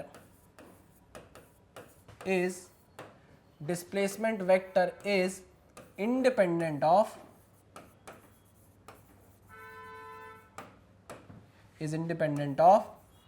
choice of origin, choice of origin। आप कोई भी ओरिजिन रखो, कोई भी रेफरेंस पॉइंट रखो, डिस्प्लेसमेंट वेक्टर को कोई लेना देना नहीं है, वो उससे इंडिपेंडेंट रहेगा। क्या रहेगा भाई? इंडिपेंडेंट रहेगा। आई बात समझ में? मतलब अगर आपसे पूछा जाए PQ वेक्टर O, जब ओरिजिन O था, तब भी PQ वेक्टर क्या था? R, ये जो हमारा PQ वेक्टर है क्या था? OQ vector minus OP vector. अरे हाँ कि ना? ठीक है, बिल्कुल सही। O Q vector minus OP vector, और जब आपने अपना ओरिजिन ओ डैश कर दिया तब भी आपका पी क्यू वेक्टर क्या है भाई, तब भी आपका पी क्यू वेक्टर क्या है, O dash Q vector minus O dash P vector. आई मेरी की बात समझ में? तो ये दोनों चीजें क्या है, ये दोनों चीजें क्या है, बराबर है। और ये क्या थे भाई, पोजीशन वेक्टर्स थे, तो ये चेंज हो चुके हैं। क्लियर बात? चल, तो ये बात हमको समझ में आ गई कि भाई पी क्यू वेक्टर को चेंज नहीं होना है, पी क्यू वेक्टर को चेंज नहीं होना है क्योंकि वो डिस्प्लेसमेंट वेक्टर है, and displacement vector is independent of choice of origin. कोई भी रेफरेंस पॉइंट रखो, अगर 2 पॉइंट की दूरी 2 मीटर थी पहले ओरिजिन के, पहले मतलब ओ पॉइंट पर जब आपने अपना ओरिजिन बनाया था, तब मान लो पी क्यू के बीच की दूरी 2 मीटर थी, और जब आपने ओरिजिन शिफ्ट करके ओ डैश बनाया तब भी पी क्यू के बीच की क्या रहेगी दूरी, 2 मीटर ही रहने वाली है। क्या ये बात आपको समझ में आ गई? हाँ सर, बहुत अच्छे से समझ में आ गई है। इन दोनों पॉइंट्स को आप नोट डाउन करोगे, फिर मैं आपको अपने दिल से निकली हुई 2 लाइन बताऊंगा। ठीक है, नोट डाउन करो। चलिए, काम की बात हो गई, काम की बातें मैं करता हूं आपसे। अब मैं 2 लाइन बताता हूं आपको इसी कंसेप्ट को याद रखने के लिए। ठीक है ना? चलिए, तो यार तुम्हें जो पसंद है ना, ये मेरी लाइन है ना, याद रखने के लिए, इस कंसेप्ट को याद रखने के लिए कि तुम्हें जो होती है पसंद उसे कह देते हो अपनी जान। तुम्हें जो होती है पसंद उसे कह देते हो अपनी जान। याद रखना, displacement vector is independent of origin. अरे हाँ कि ना? याद रखना, displacement vector is independent of origin. ठीक है, याद रखना। इस तरीके से आपको चीजें क्या रहेंगी, एकदम दिमाग में फंसी हुई रहेंगी। इस चीज को मैं आप कर देता हूं रब रब रब रब। चलिए आगे बढ़ते हैं, देखते हैं और क्या है हमारी थाली में, हमको और क्या देखना है। तो चलिए नेक्स्ट हम देखते हैं। अरे वाह, न्यूमेरिकल आ गया है, तो चलिए न्यूमेरिकल को डिस्कस करते हैं। पढ़ता हूं मैं क्वेश्चन आपके लिए। क्वेश्चन बोल रहा है particle moves from point -1 to 2 3, find the displacement vector. ठीक है, ओके, स्टार्टिंग क्वेश्चन है, धीरे से उठेंगे, धीरे से उठाएंगे अपने लेवल को। चलिए एक्स वाई एक्सिस बनाता हूं। बनाने की जरूरत है क्या सर? जरूरत तो नहीं है, लेकिन अभी अभी स्टार्ट कर रहे हैं हम क्वेश्चन करना, तो बना देते हैं। Particle moves from -1 to 2 3। अरे यार माइनस है ना, तो हमको इधर जगह चाहिए पड़ेगी, तो मैं इधर खिसका के बना लेता हूँ थोड़ा सा। ठीक है, हाँ अब सही है सर। ये वाई एक्सिस, ये एक्स एक्सिस, पहला पॉइंट है माइनस एक्स एक्सिस, तो इधर बढ़ा लो भाई, माइनस एक्स एक्सिस कर लो। -1 2, ठीक, तो ये कर लिया मैंने -1, ये हो गया 1, ये हो गया 2, है ना? ये पॉइंट आ गया आपका -1 2, -1, ये पॉइंट आ गया। ठीक, 2 2 3, चलिए 2 3, तो ये 1 2, ये 1 2 3, ये आ गया हमारा पॉइंट क्या, पॉइंट 2 3। ठीक, चलिए वेरी गुड। पोजीशन वेक्टर बना लीजिए। ये है हमारा रेफरेंस पॉइंट ओ, पहला पोजीशन वेक्टर ये बनेगा, ये हुआ आपका R1 वेक्टर। ठीक, दूसरा पोजीशन वेक्टर यहां तक जाके बनेगा, ये होगा आपका R2 वेक्टर। ठीक, इसको कोई नाम दे दो P पॉइंट, है ना? इसको कोई नाम दे दो Q पॉइंट। चलिए ओके, याद करो जब हमने फॉर योर इंफॉर्मेशन पढ़ा था, मैंने आपको बोला था कि पार्टिकल को मूव करा देगा, एक पॉइंट से दूसरे पॉइंट पर ले जाएगा, आपको मूव करा देगा, बंदर बना देगा, आपको कुछ भी बना देगा, चिड़िया बना देगा, आपको मूव कराता रहेगा और बोलेगा डिस्प्लेसमेंट वेक्टर निकाल के बता दो। तो देखो पार्टिकल पहले पॉइंट P पे था, फिर पॉइंट Q पे चला गया। ठीक है ना?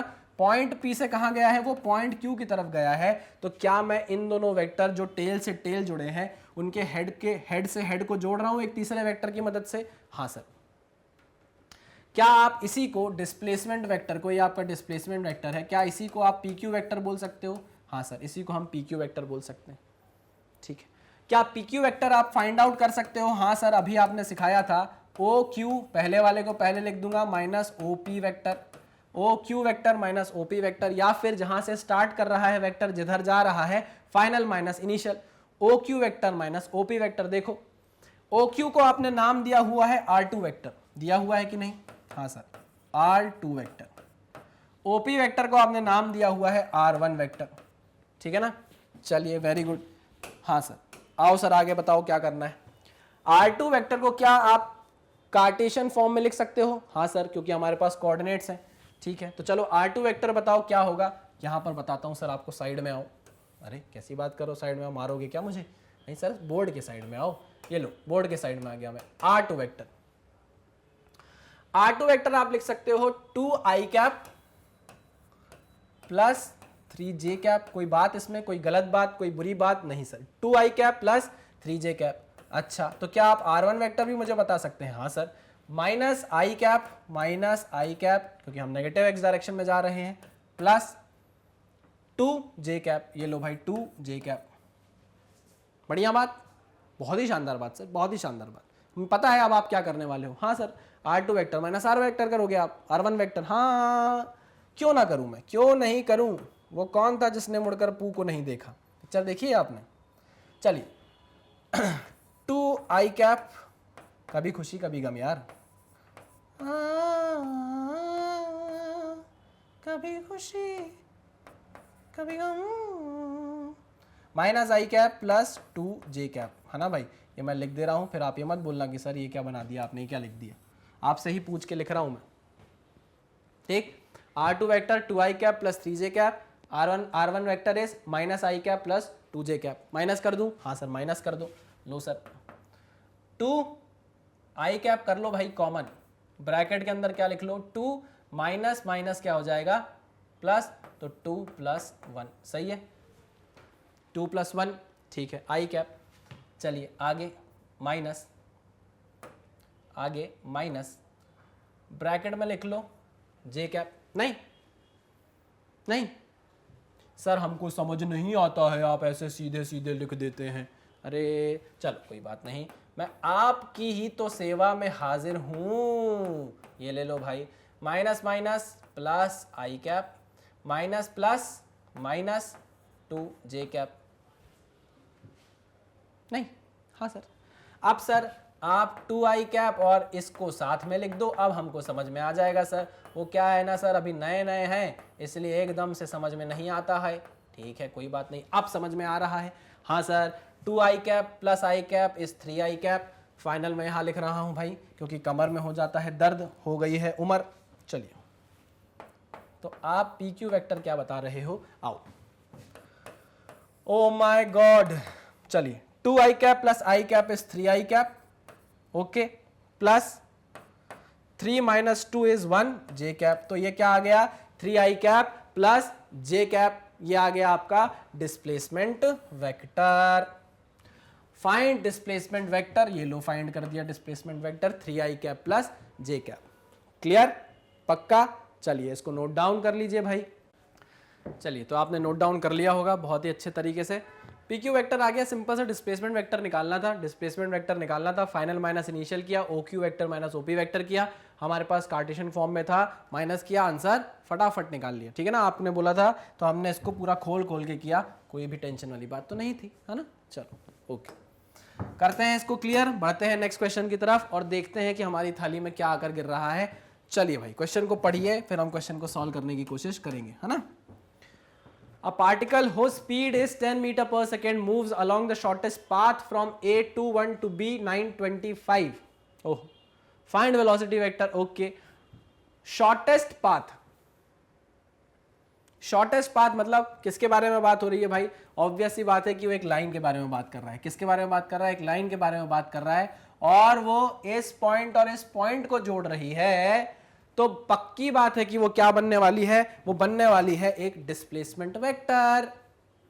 हमेशा की तरह देखो, मैं अब इसमें XY एक्सिस नहीं बनाने वाला हूं, क्योंकि 9 और 25 बहुत ज्यादा बड़े बड़े पॉइंट्स हो जाएंगे, तो उतना कौन प्लॉट करेगा XY एक्सिस में। तो मैं सिंपल सा आपको ये समझा दे रहा हूं कि कोई पॉइंट होगा A पॉइंट, कोई पॉइंट होगा A पॉइंट जिसके कोऑर्डिनेट होंगे 2 और 1, और दूसरा पॉइंट होगा आपका कोई 925, यहां कहीं मान लेता हूं मैं 925, बहुत बड़ा हो जाएगा इसलिए मैं इसको बना नहीं रहा हूं। चलिए, तो इस पॉइंट और इस पॉइंट को आप जब जोड़ दोगे, इनकी देखो ओरिजिन से कोई डिस्टेंस होगी भाई, मान लो ये कहीं ओरिजिन है, यहाँ कहीं से डिस्टेंस होगी, तो दोनों ही क्या बन जाएंगे? एक पोजीशन वेक्टर बन जाएंगे। इसको आप R1 वेक्टर बोल दोगे, यह है O ओरिजिन, इसको आप R2 वेक्टर बोल दोगे।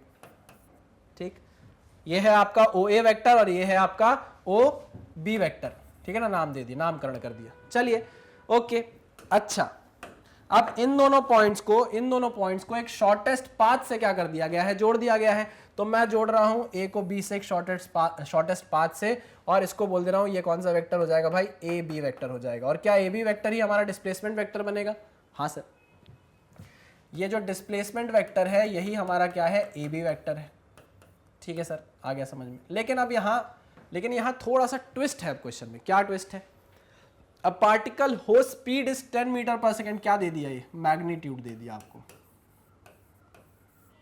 ठीक, आपको क्या दे दिया भाई, मैग्नीट्यूड दे दिया। Okay, moves along the shortest path from ये टू ये, फाइंड वेलोसिटी वेक्टर। अब आपको बोला कि वेलोसिटी वेक्टर फाइंड आउट करो। ठीक है, वेलोसिटी वेक्टर फाइंड आउट करने के लिए आपको किसकी जरूरत है? एक तो आपको चाहिए मैग्नीट्यूड, और दूसरा आपको चाहिए क्या, आपको चाहिए डायरेक्शन। चलो आओ अब इसकी तरफ मेहनत करते हैं। मैग्नीट्यूड आपको दे दिया गया है, आपको सजाकर थाली में दे दिया है। मैग्नीट्यूड कितना, 10 मीटर पर सेकेंड का। ठीक है, चलिए ठीक है सर, ओके, आ गया समझ में। वेलोसिटी वेक्टर का मैग्नीट्यूड इनटू वेलोसिटी का cap, unit vector velocity vector का। ठीक है, ओके। मैग्नीट्यूड हमको दे दिया है 10 मीटर पर सेकेंड, इसी को आपने बोला है मैग्नीट्यूड, तो ये हो गया 10 मीटर पर सेकेंड। अगर हमको कैसे भी सर ये मिल जाए ना, छोड़ेंगे नहीं सर। अगर ये हमको वी कैप मिल गया, यूनिट वेक्टर मिल गया, छोड़ेंगे नहीं सर, हम तुरंत निकाल कर पटक देंगे वेलोसिटी वेक्टर को। अच्छा ठीक है, आओ कैसे निकलेगा वी कैप, जरा इसके बारे में बात करते हैं। वेलोसिटी वेक्टर जो है उसकी डायरेक्शन कहां होगी? मान लो मैं यहां पे खड़ा हूं और मैं यहां तक इधर आ गया। ठीक है ना, वापस बताता हूं। मैं यहां खड़ा हूं, ये पॉइंट है मेरा ए पॉइंट, और मैं यहां आ गया, ये पॉइंट बी पॉइंट, यहां पहुंच गया मैं। ठीक है ना, डिस्प्लेसमेंट कहां से कहां हुआ?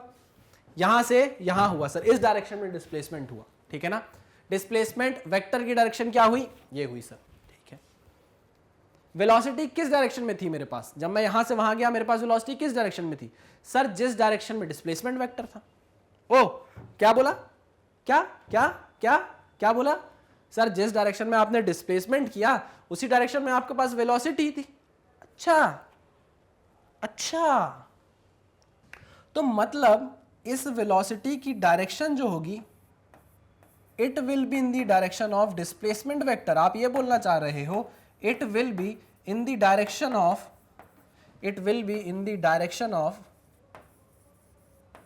Displacement vector. ये डी वेक्टर का मतलब है भाई displacement vector. It will be in the direction of displacement vector. अच्छा, क्या आपके पास डिस्प्लेसमेंट वेक्टर है? अरे सर वो तो मैं निकाल लूंगा, वो मैं r2 vector minus r1 vector करके निकाल लूंगा, मेरे पास डिस्प्लेसमेंट वेक्टर आ जाएगा, ए बी वेक्टर आ जाएगा। अच्छा आ जाएगा पक्का? Are you sure? हाँ सर। तो अगर तुम्हारे पास डिस्प्लेसमेंट वेक्टर यानी कि ए बी वेक्टर आ जाएगा तो क्या तुम उसका यूनिट वेक्टर फाइंड आउट कर सकते हो? अरे सर बाएं हाथ का खेल है, मजाक में लिया है क्या भाई को? अरे अच्छा, अगर तुमने कर लिया ना, उसका यूनिट वेक्टर फाइंड आउट कर लिया, तो उसी की डायरेक्शन में तो भैया आपका वेलोसिटी वेक्टर भी है। तो आप वेलोसिटी वेक्टर का डायरेक्शन निकालो या आप डिस्प्लेसमेंट वेक्टर की डायरेक्शन निकालो, दोनों की डायरेक्शन सेम ही है। तो आप यहां पर डिस्प्लेसमेंट वेक्टर की भी क्या रख सकते हो? डायरेक्शन रख सकते हो, यानी कि आप यहां पर डी कैप भी रख सकते हो।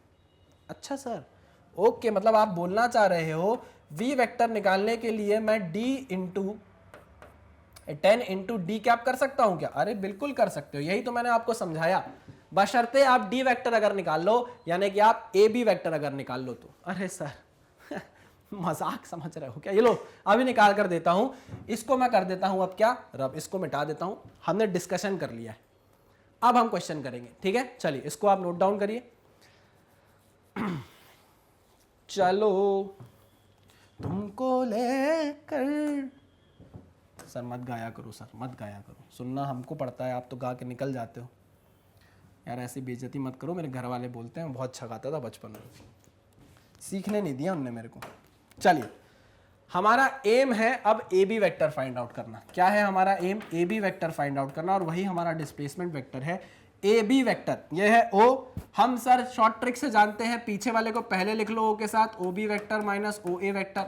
और हम ये भी जानते हैं सर यहां से स्टार्ट कर रहे हैं, इसके हेड पे इसका टेल रखा हुआ है, यहां से यहां जा रहा है, तो final vector minus initial vector या फिर destination vector minus starting vector. Destination था आपका ओबी वेक्टर, कहां से स्टार्ट किया था, ओए वेक्टर से, R2 vector minus R1 vector, कुछ भी चाहो वो लिखो, जो चाहो वो लिखो।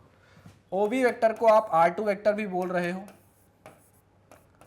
माइनस ओए वेक्टर को आप R1 वेक्टर भी बोल रहे हो, ये लो R1 वेक्टर भी बोल दिया। सर साइड में आओ, अरे फिर साइड में आओ सर। R2 वेक्टर जो है उसको क्या मैं 9i cap plus 25j cap बोल सकता हूं? अरे यार ये भी कोई पूछने वाली बात है?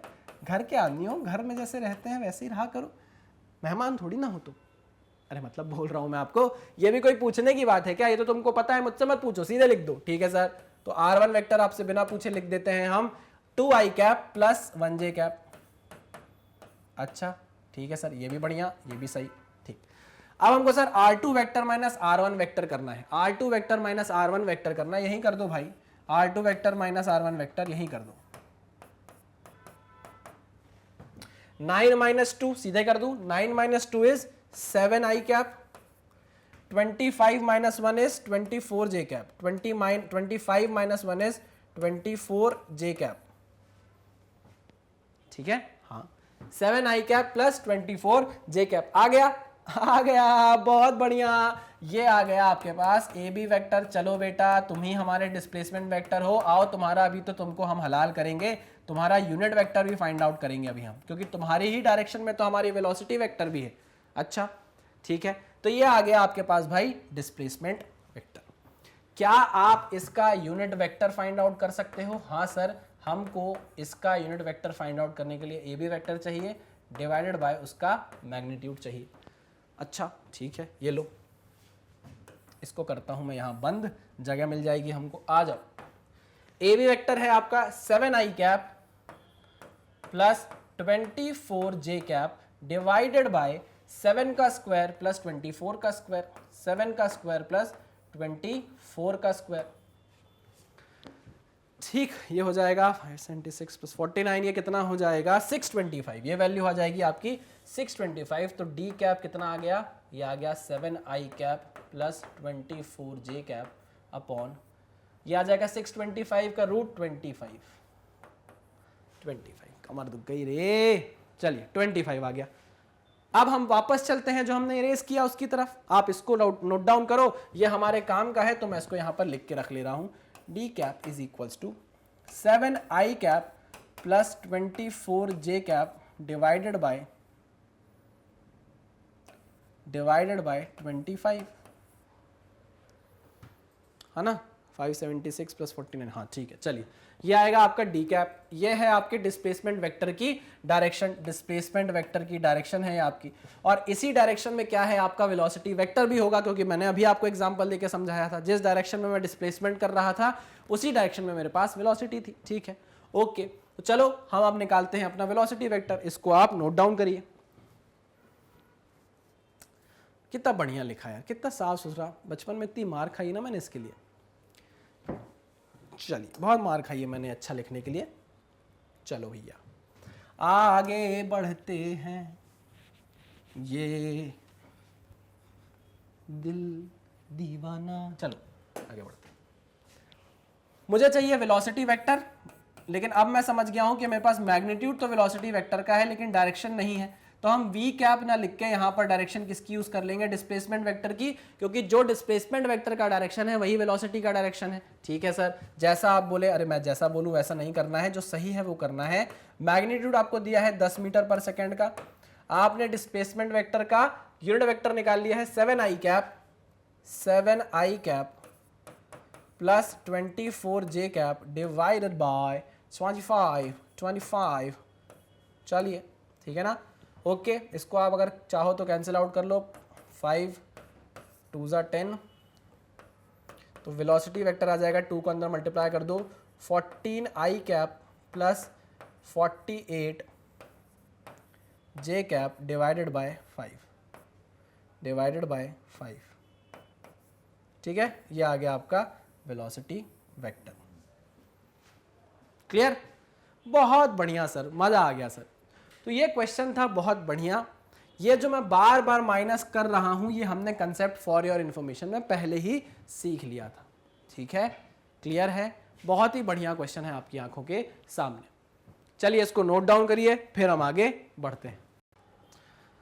तो ये क्वेश्चन आपने नोट डाउन कर लिया होगा, अच्छा क्वेश्चन था, है ना? बस यूनिट वेक्टर वाला कंसेप्ट था, यूनिट वेक्टर का हमने जो कंसेप्ट पढ़ा था वो था, साथ में एक डिस्प्लेसमेंट वेक्टर का कंसेप्ट था, दोनों को मर्ज करके क्वेश्चन बनाया गया था, अच्छा क्वेश्चन था। चलिए मैं करता हूं स्क्रीन क्लियर और बढ़ता हूं आगे, देखते हैं हमारे लिए आगे और क्या है। चलो नेक्स्ट, डिस्प्लेसमेंट वेक्टर इन 3D। डिस्प्लेसमेंट वेक्टर इन 3D, यार जो चीजें 2D में कर रहे थे अब वही चीजें हम 3D में करने लग जाएंगे। एक ये एक वो एक, हो नाइस नाइस नाइस नाइस। पहली ही स्टार्टिंग में गलती हो गई। ये हो गई एक्स एक्सिस, ये हो गई वाई एक्सिस, ये हो गई जेड एक्सिस। ठीक है, क्योंकि हम 3D की बात कर रहे हैं इसलिए 3 एक्सिस बनाना जरूरी है। और अब पॉइंट आपका क्या हो जाएगा, उसके पास 3 कोऑर्डिनेट हो जाएंगे। तो मान लिया एक पॉइंट है हमारे पास, ये पॉइंट P, ये है हमारे पास पॉइंट P, और इसके कोऑर्डिनेट अब क्या हो जाएंगे, x1 y1 z1। ठीक, दूसरा पॉइंट हो जाएगा Q, यहां ले लो Q, क्यों क्या करूं मैं, x2 y2 z2। ठीक है ना, इसके कोऑर्डिनेट हो गए। चलिए क्या पोजीशन वेक्टर बनाए जा सकते हैं, बहुत अच्छे से बनाए जा सकते हैं सर। यहाँ से जोड़ा मैंने इसको तो ये पोजीशन वेक्टर बन गया, पॉइंट O था ओरिजिन, इसको बोल दो r1 वेक्टर। यहाँ से जोड़ दिया मैंने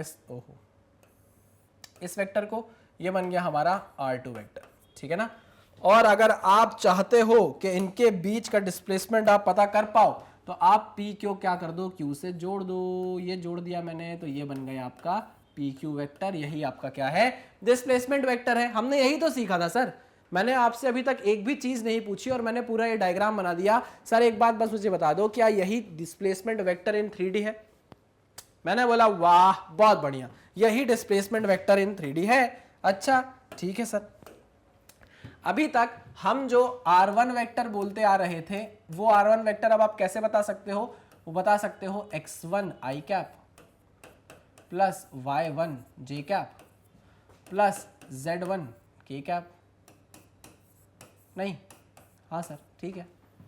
और जो r2 वेक्टर है उसको आप बता सकते हो कैसे, अब x2 i cap plus y2 j cap plus z2 k cap. हाँ सर ठीक है, ये भी हमको समझ में आ गया, कोई दिक्कत हमको अभी तक इसमें फील नहीं हुई है। अच्छा, अगर आपको pq वेक्टर निकालने के लिए कह दिया जाए, डिस्प्लेसमेंट वेक्टर pq वेक्टर, इसी को आप डिस्प्लेसमेंट वेक्टर भी बोलते हो, अगर आपको निकालने को बोल दिया जाए तो आप बोलोगे आप जा रहे हो p से स्टार्ट करके q की तरफ, P से स्टार्ट करके आप Q की तरफ जा रहे हो, तो फाइनल माइनस इनिशियल करते हैं सर, तो R2 vector minus R1 vector कर दोगे। Sir R2 vector minus R1 क्यों लिखा, सीधे OQ माइनस OP वेक्टर नहीं लिख सकते क्या? अरे यार लिख सकते हैं, क्यों नहीं लिख सकते, OQ vector minus OP vector. अच्छा, तो इसका मतलब सर PQ वेक्टर ये भी हो सकता है, R2 vector minus R1 vector बिल्कुल हो सकता है, क्यों नहीं हो सकता, R2 vector minus R1 vector.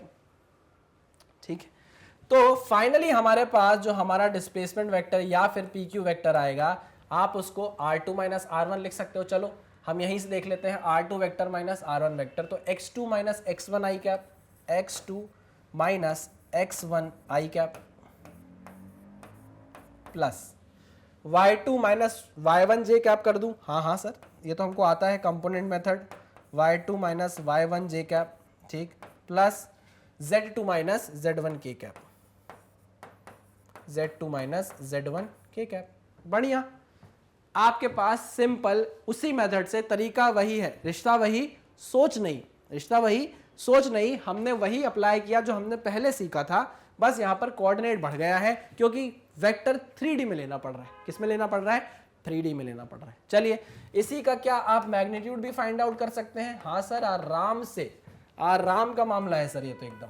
अच्छा बताओ कैसे, x2 माइनस x1 का स्क्वायर कर दें sir, plus y minus y1 का स्क्वायर कर दें sir, plus sir z2 minus z1 का स्क्वायर कर दें सर, और क्या चाहिए सर आपको, sir this is the magnitude of PQ। बढ़िया, शानदार, जानदार।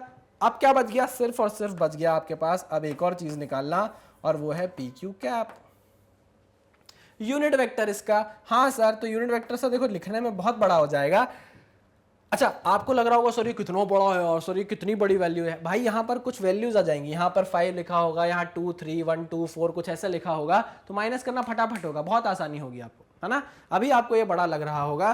पी क्यू कैप कैसे निकाल सकते हो सर? पी क्यू का वेक्टर रख देंगे ऊपर, जो कि ये है, डिवाइडेड बाय इसका मैग्नीट्यूड रख देंगे सर, जो ये है ना। अब यहाँ जगह नहीं बची है तो कोई बात नहीं, मैं इसको लिख नहीं रहा हूँ, लेकिन आप मेरी भावनाओं को समझो, आप मेरी भावनाओं को समझो। This is the unit vector.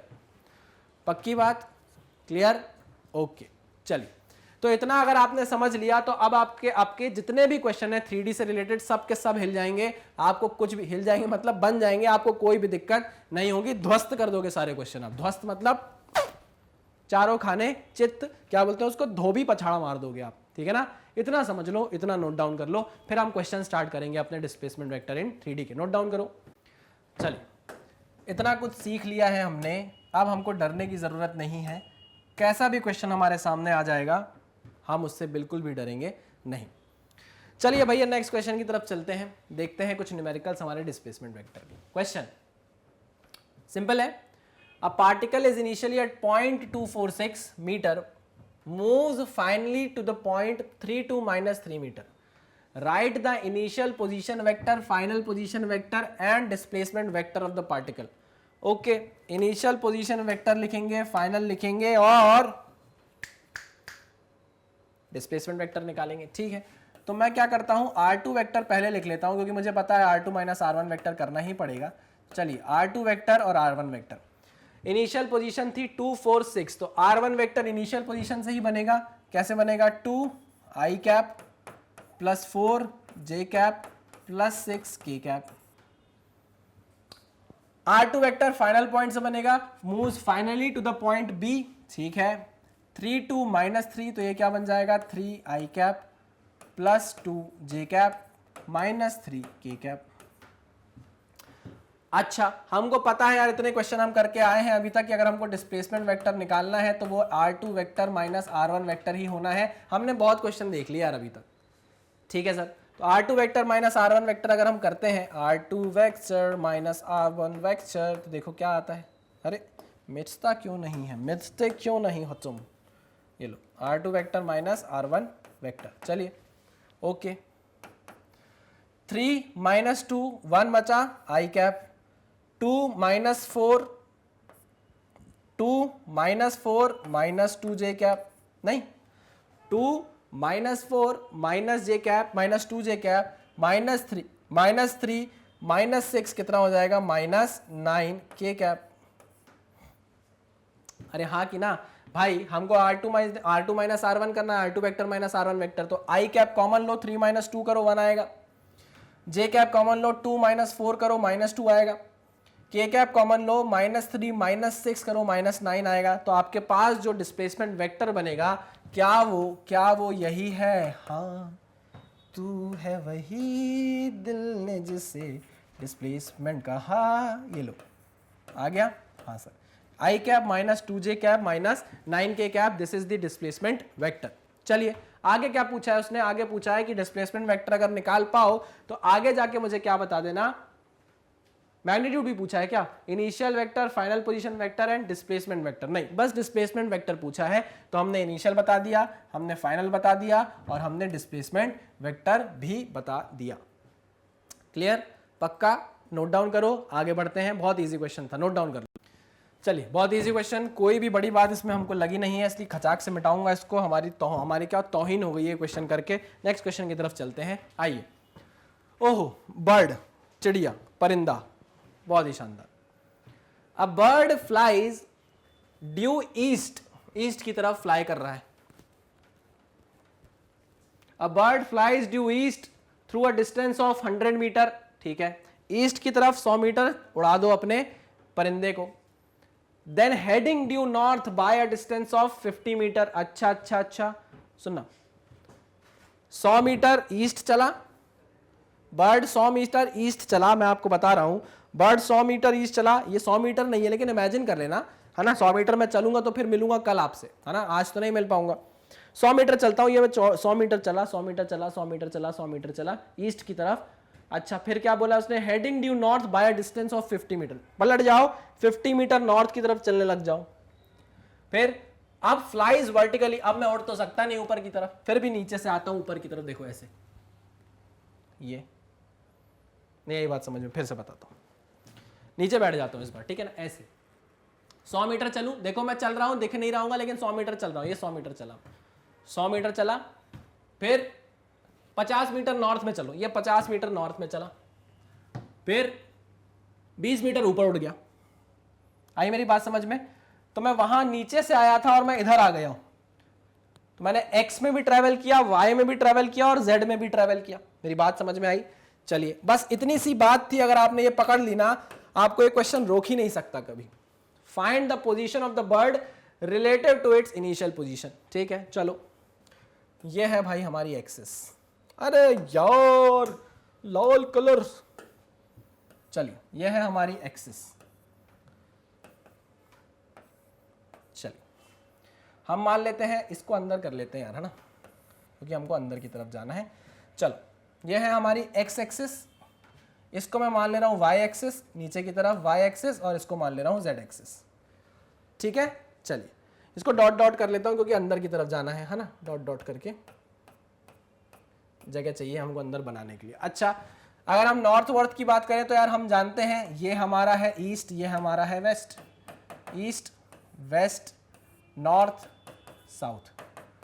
ठीक, हमको ईस्ट की तरफ चलना है, तो चलना चालू कर रहा हूं यार मेरे साथ, तुम भी इमेजिन कर रहा, कि आप लोग भी इमेजिन कर रहा कि हमको 100 मीटर चलना है ईस्ट की तरफ, तो लो मैं ईस्ट की तरफ 100 मीटर चलता हूं, चल दूं, दिस इज 100 मीटर ईस्ट की तरफ, ये चला मैं ईस्ट की तरफ। फिर heading due north by a distance of 50 metre, अब मुझे 50 मीटर क्या करना है, नॉर्थ की तरफ चलना है, नॉर्थ की तरफ जाना है, तो मैं यहां से 50 मीटर नॉर्थ की तरफ चला, ठीक है ना, ये 50 मीटर नॉर्थ की तरफ चला। उसके बाद आपको क्या करना है, उसके बाद आपको क्या करना है, आपको अपने परिंदे को 20 मीटर ऊपर उड़ाना है, ठीक है ना। तो भाई देखो, अब मैं यहां से सीधा बनाऊंगा तो आपको ये वाई लगेगा, वाई लगेगा कि नहीं लगेगा, बिल्कुल लगेगा सर। तो हम इसको थोड़ा सा ऐसे ऊपर उठा देते हैं, ठीक है ना, ये है आपकी जेड एक्सिस, ठीक है ना। 20 मीटर आपने चल दिया ऊपर की तरफ, आपने नहीं मतलब बर्ड ने ऊपर की तरफ ट्रैवल कर लिया। तो यहां पर जो इसके कोऑर्डिनेट है, क्या आप इसके कोऑर्डिनेट मुझे बता सकते हैं, ये अगर ओरिजिन है तो, ये अगर रेफरेंस पॉइंट है हमारा तो, ठीक है सर। इसके कोऑर्डिनेट होंगे सर, एक्स में 100, वाई में 50, जेड में 20, एक्स में 100, वाई में 50, जेड में 20, हाँ कि ना, हाँ सर, हाँ सर, बिल्कुल सही सर।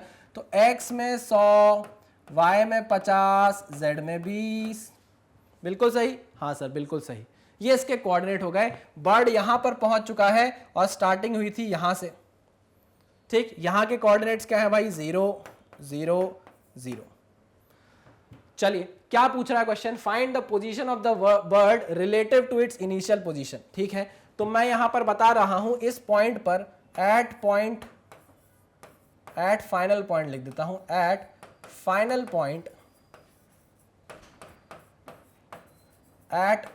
पॉइंट जो वेक्टर बनेगा वो क्या बनेगा। तो देखो, फाइनल ये है पॉइंट ओ, इस पॉइंट को नाम दे देता हूं मैं पी।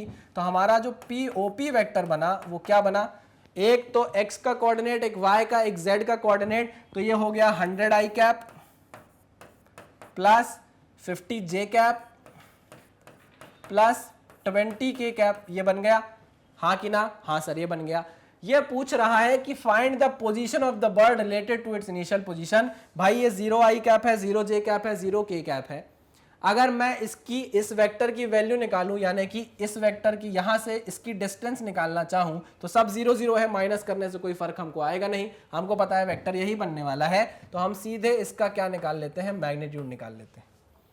अरे हाँ कि ना, मुझे इससे रिलेटिव देखना है ना, तो मेरे को एक्चुअल में क्या बताना है भाई, पोजीशन वेक्टर बताना है। ये मैंने पोजीशन वेक्टर बता दिया ओरिजिन के रिस्पेक्ट में, रेफरेंस है मेरा ये, ठीक है।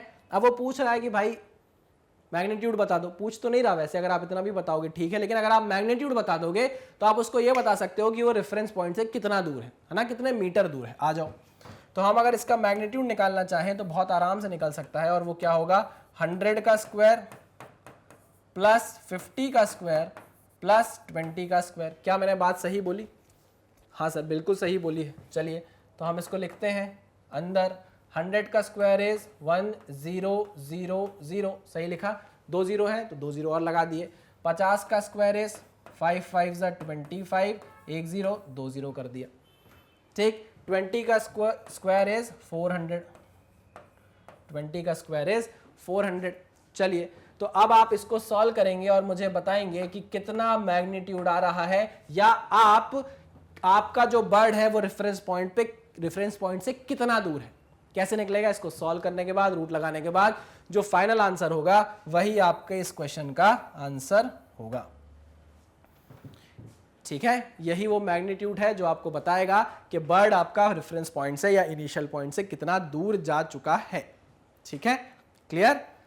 चलिए इसको नोट डाउन करिए। क्या कोई डाउट है क्या भाई इस क्वेश्चन में? मुझे तो नहीं लगता कि इसमें कोई डाउट होना चाहिए। बस सिंपल सी बात यह है कि आपको जैसा जैसा बर्ड को उड़ाने को बोला है, आप बर्ड को छोड़ो, खुद बन जाओ पक्षी। 100 सीधे चलने को बोला 100 ईस्ट पे चले, 50 बोला नॉर्थ पे चल लो 50 नॉर्थ पे चल लिए, ऊपर 20 जाने को बोला ऊपर 20 चल दिए, खत्म कहानी। कोऑर्डिनेट्स मिल गए, कोऑर्डिनेट्स लिखे, तुरंत पोजीशन वेक्टर बना लिया हमने रेफरेंस के रिस्पेक्ट में और उसका मैग्नीट्यूड फाइंड आउट कर लिया। कोई भी दिक्कत हमको नहीं हुई। ठीक है, पक्का? ओके, इसको आप नोट डाउन करिए, फिर हम आगे क्वेश्चन पर चलते हैं और देखते हैं कि और क्या सरप्राइजेस हमारे लिए। चलिए लिख लिया होगा, स्क्रीनशॉट ले लिया होगा, सब कर लिया होगा आपने, बढ़िया। आ जाओ भाई नेक्स्ट क्वेश्चन की तरफ चलते हैं, देखते हैं और क्या है हमारे सामने। अरे बाप रे, इतना बड़ा क्वेश्चन, इतना बड़ा क्वेश्चन, कोई बात नहीं, पढ़ेंगे। On a horizontal flat ground a person is standing at a point. अच्छा, एक ग्राउंड बना लेते हैं यार, है ना, एक ग्राउंड बना लेते हैं, नहीं तो दिक्कत ना फंस जाए कहीं। चलो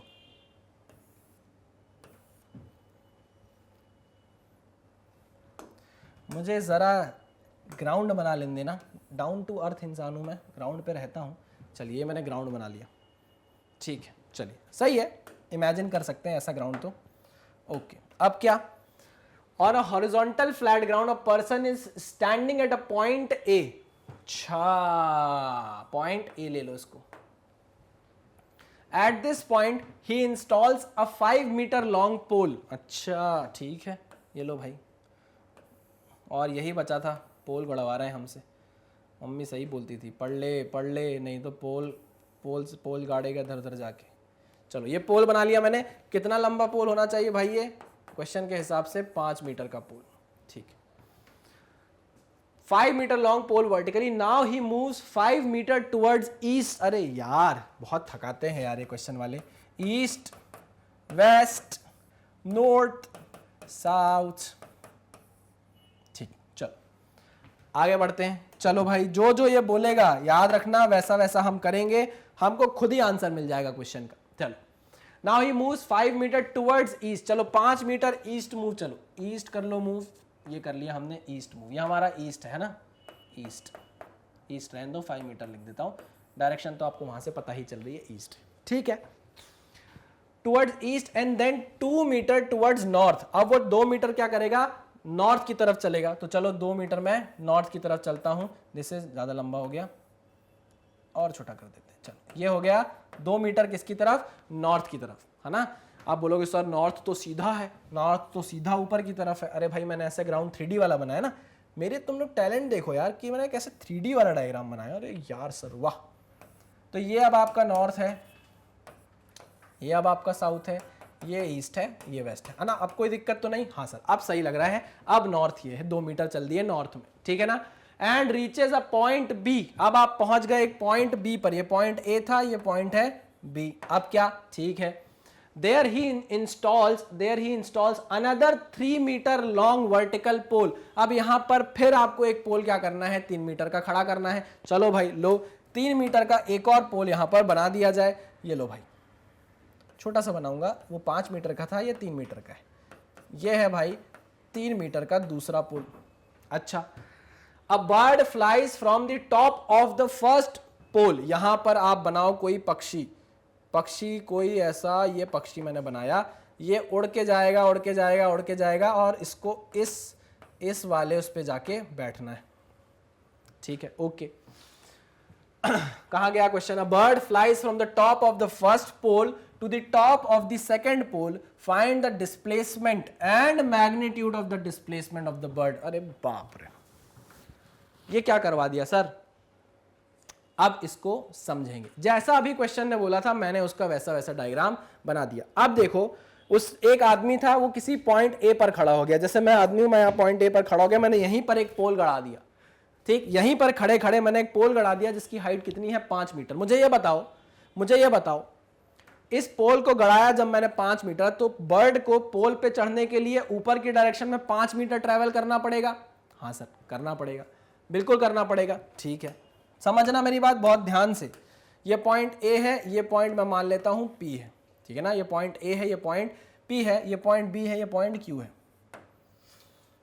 ठीक है ना। चलो, तो मैं ये बोल सकता हूं कि मैंने यहां पर खड़े खड़े पोल गड़ाया और ये पोल की हाइट थी 5 मीटर, 5 मीटर पोल की हाइट थी, ये 5 मीटर, ठीक है ना। अब जब बर्ड को जाना पड़ा पोल पे, तो क्या बर्ड को ऊपर वाली डायरेक्शन में 5 मीटर उड़ना पड़ा? हाँ सर, उड़ना पड़ा। मतलब बर्ड को ना एक्स में ट्रेवल करना पड़ा, ना बर्ड को वाई में ट्रेवल करना पड़ा, बर्ड को बस उधर ही खड़े खड़े जेड डायरेक्शन में ऊपर की तरफ उड़ना पड़ा 5 मीटर। हाँ सर, ठीक है, ठीक है। तो सर मैं बोल सकता हूं क्या कि जो एपी वेक्टर है उसमें बर्ड को एक्स में कुछ नहीं चलना पड़ा, वाई में कुछ नहीं चलना पड़ा, लेकिन उसको जेड की तरफ 5 मीटर चलना पड़ा, हाँ कि ना? हाँ, देखो एक्सेस बनाकर देख लो, अगर नहीं समझ में आया तो ये है आपकी एक्स, ये है आपकी जेड, ये है आपकी वाई एक्सेस। अगर आप ऐसे चलोगे तो एक्स में चलोगे, ऐसे चलोगे तो वाई में चलोगे, ऐसे चलोगे तो जेड में चलोगे। ये है आपका पॉइंट ए जिस पर आपने पोल बनाया है 5 मीटर का, है ना। तो आपको ए पर खड़े खड़े बस ऊपर की तरफ 5 मीटर जाना पड़ा, ना एक्स में आगे जाना पड़ा, ना वाई में आगे जाना पड़ा, ठीक। तो मैं बोल सकता हूं कि आपका जो एपी वेक्टर बना है उसमें ना आपने एक्स में ट्रेवल किया, ना वाई में ट्रेवल किया, उसमें सिर्फ आपने जेड में ट्रेवल किया। तो आपके पास किसके कोऑर्डिनेट्स हैं? सिर्फ और सिर्फ जेड के कोऑर्डिनेट्स। मतलब इस पक्षी, ये पक्षी जहां पॉइंट पी पे बैठा है वहां कोऑर्डिनेट क्या है? 0 0 5। क्लियर? ओके। सिमिलरली जब पक्षी यहां पहुंचा, पक्षी राजन पॉइंट क्यू पर पहुंचा, तो मुझे बताओ इस पॉइंट पर कोऑर्डिनेट्स क्या होंगे? सर इस पॉइंट क्यू पर पहुंचने के लिए पक्षी राजन को हम मान सकते हैं 5 मीटर इधर, या इस पोल को गाड़ने के लिए इंसान को 5 मीटर आगे, 2 मीटर नॉर्थ डायरेक्शन में और 3 मीटर ऊपर की तरफ चलना पड़ा होगा। तो मैं बोल सकता हूं इस क्यू पॉइंट पर जो कोऑर्डिनेट्स होंगे वो होंगे सर 5 2 एंड 3। मैंने कहा अच्छा, हाँ सही है। तो सर आप इस पॉइंट का पोजीशन वेक्टर लिख सकते हो क्या ए के रिस्पेक्ट में? हमारा रेफरेंस पॉइंट क्या है? ए है। तो क्या मैं क्यू का ए के रिस्पेक्ट में पोजीशन वेक्टर लिख सकता हूं? हाँ सर लिख सकते हो। और वो क्या होगा? ए क्यू वेक्टर। नहीं, हाँ सर ए क्यू वेक्टर होगा। क्या होगा? 5i cap plus 2j cap plus 3k cap. ये हो गया। चलो, तो हमको पोजीशन वेक्टर्स मिल गया भाई। यहां का पोजीशन वेक्टर मिल गया और यहां का पोजीशन वेक्टर मिल गया। हमको क्या देखना है? ये बर्ड यहां P से उड़ेगा और Q तक चला जाएगा, तो मुझे कुल मिलाकर डिस्प्लेसमेंट पता करना है इस पॉइंट से लेके इस पॉइंट का। ये आपको बराबर दिख रहे होंगे, लेकिन ये बराबर नहीं है, है ना। आपको लग रहा होगा कि सर ये तो एकदम लाइन से है, एकदम बराबर है, लेकिन ऐसा नहीं है, ठीक है ना। चलिए ओके, चलिए अब हमको फाइंड आउट करना है क्या? Displacement vector. तो आप मुझे बताओ इसका डिस्प्लेसमेंट वेक्टर क्या बनेगा? क्या इनिशियल पोजीशन ये थी, फाइनल ये थी, आप P से उठकर Q पे चले गए? हाँ सर। देख कहां से रहे हो? रेफरेंस पॉइंट है A, तो क्या AQ माइनस AP बन जाएगा आपका? AQ final minus initial. उड़कर पक्षी P से Q तक गया है, पक्षी उड़कर P से Q तक गया है, तो एक है ये वेक्टर, एक है आपका ये वेक्टर। तो आप गए हो P से Q, तो फाइनल माइनस इनिशियल होगा। तो आपका PQ वेक्टर क्या बनेगा? आपका PQ वेक्टर बनेगा AQ vector minus AP vector. क्या ये बात सही है? हाँ सर एकदम सही। तो चलो ए क्यू माइनस ए पी कर दो, 5 माइनस 0 इज 5, क्या बन जाएगा 5 minus 0 is 5 I cap, 2 minus 0 is 2 J cap and 3 minus 5 is 3 minus 5 is 3 minus 5 is minus 2 के कैप। नहीं, हाँ कि ना, बिल्कुल सही सर। हमने क्या पता कर लिया भाई, डिस्प्लेसमेंट वेक्टर पता कर लिया, A Q vector minus A P vector करके, है ना। चलिए हमारा आधे से ज्यादा काम हो गया है। क्वेश्चन बहुत बड़ा लिखा हुआ था, हमको पहली बार समझने में टाइम लगा है। अब अगर ऐसे क्वेश्चन हमको देखने को मिलेंगे तो हम इतना टाइम नहीं लेंगे, ठीक है। चलिए इस क्वेश्चन को आप, इस चीज को आप नोट डाउन करिए, फिर हम आगे बढ़ते हैं। नोट डाउन करिए। चलिए इतना आपने लिख लिया होगा, तो अब जो काम का है उसको मैं रख लेता हूं, बाकी चीजों को मैं है ना। कुछ भी नहीं किया है भाई, आपको डायरेक्शन जैसे ऐसी दी गई थी, हमने उस डायरेक्शन में ट्रैवल किया, जो पोजीशन बोली वहां जाकर बैठ गए, वहां पे पोल गड़ा दिया, एक पोल से दूसरे पोल पे बर्ड उड़ाना था, बर्ड उड़ा दिया। हमको पता चल गया बर्ड अगर यहां से यहां उड़ेगा तो उसने डिस्प्लेसमेंट कवर किया है, और वो डिस्प्लेसमेंट फाइनल माइनस इनिशियल होगा। तो आपने A Q vector minus A P vector कर दिया, क्योंकि आप पी से क्यू तक गए थे। आपको डिस्प्लेसमेंट वेक्टर मिल गया 5 आई कैप प्लस 2 जे कैप माइनस 2 के कैप। उसने बोला find the displacement and magnitude of displacement. यार तो अगर आप मैग्नीट्यूड बोल देगा तो क्या कोई बड़ी भारी चीज है क्या? नहीं, आओ निकाल देते हैं। 5 का स्क्वायर प्लस 2 का स्क्वायर प्लस माइनस ऑफ 2 का स्क्वायर, है ना। चलिए तो ये कितना हो जाएगा, अंडर रूट 25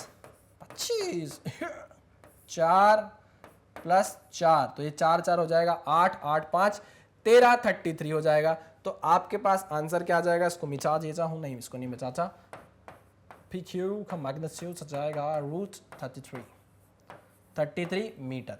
इतना बर्ड को उड़ना पड़ेगा।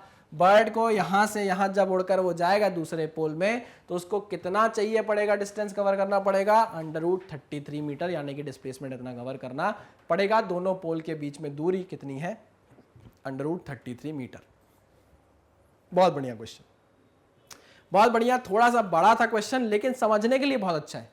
आप ऐसे क्वेश्चन एक बार देख लोगे, उसमें अपना टाइम इन्वेस्ट कर दोगे, क्वेश्चन आपको दोबारा परेशान नहीं करेगा। बस कहानी है भाई, जैसा जैसा क्वेश्चन बोलता जाएगा वैसा वैसा आप भी क्या करते जाना, क्वेश्चन को फॉलो करते जाना। सिंपल। मिटा दूं, लिख लो, मिटा देता हूं फिर। चलो कर दिया क्लियर हमने, क्लियर कर दिया। आओ नेक्स्ट क्वेश्चन देखें। देखें। A spy plane is being tracked by a radar. At t is equals to 0, its position is reported as, जब टाइम 0 था, रडार भाई रिपोर्ट कर रहा है, रडार देखता रहता है ना, पोजीशन चेक करता रहता है। तो भैया एक स्पाई प्लेन को रडार ने कर लिया है ट्रैक, और बता रहा है कि at t is equals to 0 second पे उसकी पोजीशन रिपोर्ट की गई है 100 मीटर, 200 मीटर, 1000 मीटर। ठीक, 130 सेकेंड्स लेटर, 130 सेकेंड बाद its position is reported to be 2500 metre, 1200 metre and 1000 metre. ठीक है, find a unit vector in the direction of plane velocity and the magnitude of its average velocity. हो, अच्छा question. 5 second का time आपको दे रहा हूं, सोचो, फिर मैं आपको बताऊंगा अप्रोच। चलिए सोचिए, 1 2 3 4 5। चलिए सोच लिया होगा। अब हम इसको बार बार लाइन वाइन बनाकर और इन सब तरीकों से नहीं देखेंगे। मैंने जो सोचा, मैं आपको अपना बताता हूं, क्या मेरी सोच आपकी सोच से मिली या नहीं, इस बात करते हैं। यार देखो, 0 सेकेंड पर पोजीशन वेक्टर है आपके पास। 0 सेकेंड पर at t is equal to 0 second आपके पास पोजीशन वेक्टर है r1 वेक्टर। क्या वो पोजीशन वेक्टर आप मुझे बता सकते हो सर? बहुत आसानी से, बड़े आराम से। 100 i cap plus 200 j cap plus 1000 की cap. No, yes. After 130 seconds, यानी जब 130 सेकेंड हो गए, तब आप इसका पोजीशन वेक्टर बता सकते हो क्या सर? आराम से, बहुत आराम से। 2500, 1200, 1000। तो चलो 2500 आई कैप प्लस 1200 जे कैप प्लस 1000 नहीं, 1000 नहीं, हाँ 1000 के कैप। ठीक, ये आपके पास दूसरा पोजीशन वेक्टर आ गया 130 सेकंड बाद, और ये आपका पहला पोजीशन वेक्टर था R1 वेक्टर 0 सेकंड पे। क्या आप मुझे ये नहीं बता सकते कि 130 सेकंड में कितना डिस्प्लेसमेंट किया होगा इसने, और जितना भी डिस्प्लेसमेंट किया होगा उसका वेक्टर कितना होगा? क्या आप मुझे ये नहीं बता पाओगे? सर यार यही तो करते आ रहे हैं यार इस लेक्चर में, क्यों नहीं बता पाएंगे आप? तो सर हुक्म दो, अभी हम आपको करके बताते हैं। तो चलो, डिस्प्लेसमेंट वेक्टर क्या होगा? R2 vector minus R1 vector. चलो तो डिस्प्लेसमेंट वेक्टर फाइंड आउट करते हैं। R2 vector minus R1 vector, 2500 minus 100 is कितना? 2400 आई कैप। 2500 माइनस 100 इज 2400 ना, हाँ 2400 i cap. 1200 minus 200 is 1200 minus 200 is 1000 cap, 1000 j cap. And 1000 minus 1000 k cap is 0 के cap. सही लिखा है कि नहीं? 2500 माइनस 100 2400, 1200 माइनस 200 1000, 1000 माइनस 1000 0 के कैप। क्या आपके पास डिस्प्लेसमेंट वेक्टर नहीं आ गया? आ गया सर, आ गया सर, आ गया, हाँ सर आ गया। तो भाई जब आपके पास डिस्प्लेसमेंट वेक्टर आ गया, उसने क्या पूछा है? Find the unit vector in the direction of plane velocity and the magnitude of its average velocity. अच्छा, हमको पता है find the unit vector in the direction of plane velocity. तो प्लेन वेलोसिटी जो होगी भाई, मेरी बात समझना, प्लेन वेलोसिटी को जो डायरेक्शन होगी, क्या वही डिस्प्लेसमेंट वेक्टर की डायरेक्शन होगी? हाँ सर, वही डिस्प्लेसमेंट वेक्टर की डायरेक्शन होगी। अच्छा चलो, तो हम अगर डिस्प्लेसमेंट वेक्टर का कैप निकालना चाहे तो वो निकाल सकते हैं कैसे? D vector upon magnitude of D vector. Displacement vector divided by magnitude of displacement vector से हम यूनिट वेक्टर निकाल लेंगे कि नहीं निकाल लेंगे? हाँ सर निकाल लेंगे, निकालो, क्या दिक्कत है फिर? तो डी वेक्टर जो है, डी वेक्टर जो है वो क्या है? वो है भाई 2400 i cap plus 1000 j cap. ठीक है sir, divided by magnitude of displacement vector यानी कि 2400 का स्क्वायर, 2400 का स्क्वायर प्लस 1000 का स्क्वायर, इसको आप लगा दोगे रूट, है ना? क्लियर है? इसको आप सॉल्व करेंगे तो आपके पास क्या आ जाएगा? डी कैप आ जाएगा, डिस्प्लेसमेंट वेक्टर का डायरेक्शन आ जाएगा, और यही आपका क्या है? वेलोसिटी वेक्टर की डायरेक्शन है। This is the direction of plane velocity. This is also the direction of, this is also the direction of plane velocity. This is also the direction of plane velocity. ठीक, कोई problem नहीं sir, कोई भी problem नहीं है। ठीक है, इसको आप क्या करिए, नोट डाउन करिए। अब हमारे पास क्या बचा है? अभी हमको कुछ और भी निकालना है, हमको magnitude of its average velocity भी निकालनी है। तो चलिए कोई बात नहीं, आप इसको नोट डाउन कर लेंगे, उसके बाद हम magnitude of average velocity find out कर लेंगे। ठीक है, चलिए देख लेते हैं भाई। हमने ये फाइंड आउट कर लिया, सिर्फ बचा हुआ है मैग्नीट्यूड निकालना। तो आओ जरा मैग्नीट्यूड निकाल लेते हैं। चलिए, मैग्नीट्यूड ऑफ एवरेज वेलोसिटी। यार हमको पता है कि एवरेज वेलोसिटी क्या होती है? Average velocity is equals to average total distance upon total time. जो आपने टोटल डिस्टेंस निकाला होगा, total distance upon total time taken, total time taken. चलिए, टोटल डिस्टेंस जो आपने कवर किया है वो आप कैसे फाइंड आउट करोगे? वो आप फाइंड आउट करोगे इस डिस्प्लेसमेंट वेक्टर के मैग्नीट्यूड से। ठीक है, चलिए तो वो कितना है? Under root 2400 square plus 1000 square. Sir ये समझ नहीं आया, आपने टोटल डिस्टेंस कैसे लिख दिया? अरे भैया, हमारे प्लेन ने 0 सेकेंड से 130 सेकेंड तक इस पोजीशन वेक्टर से वो इस पोजीशन वेक्टर पे आया है ना? हाँ, तो जब मैंने इनको माइनस किया तो डिस्प्लेसमेंट वेक्टर आया, तो उसने इतना ही तो डिस्प्लेसमेंट कवर किया है। हाँ, तो टोटल डिस्टेंस कितना है? इतना ही है। ठीक है, डिवाइडेड बाय टोटल टाइम, उसको कितना लगा? 0 सेकेंड से 130 सेकेंड लगा, 130 सेकेंड। क्लियर है? पक्की बात है। इसका आंसर आना चाहिए 24 का स्क्वायर प्लस 1000 का स्क्वायर। 1 2 3 4 1 2 3 4 5 6 7 8 9 10। ठीक, इसका आना चाहिए आंसर आपका 2600 मीटर करीबन। ठीक है ना, 2600 मीटर आएगा इसका मैग्नीट्यूड, इसका आंसर, और इसको आप डिवाइड कर दोगे किससे?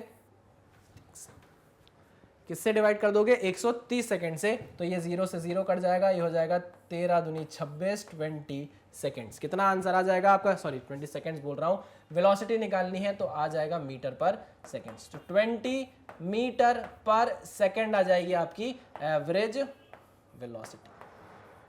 क्या ये बात आपको समझ में आई? हाँ सर एकदम परफेक्ट। तो यहां पर भी मैग्नीट्यूड कितना आएगा भाई, यहां पर भी कितना आने लग जाएगा, इसको मैं हटा रहा हूं और यहां पर लिख दे रहा हूं, क्या आ जाएगा यहां पर 2600।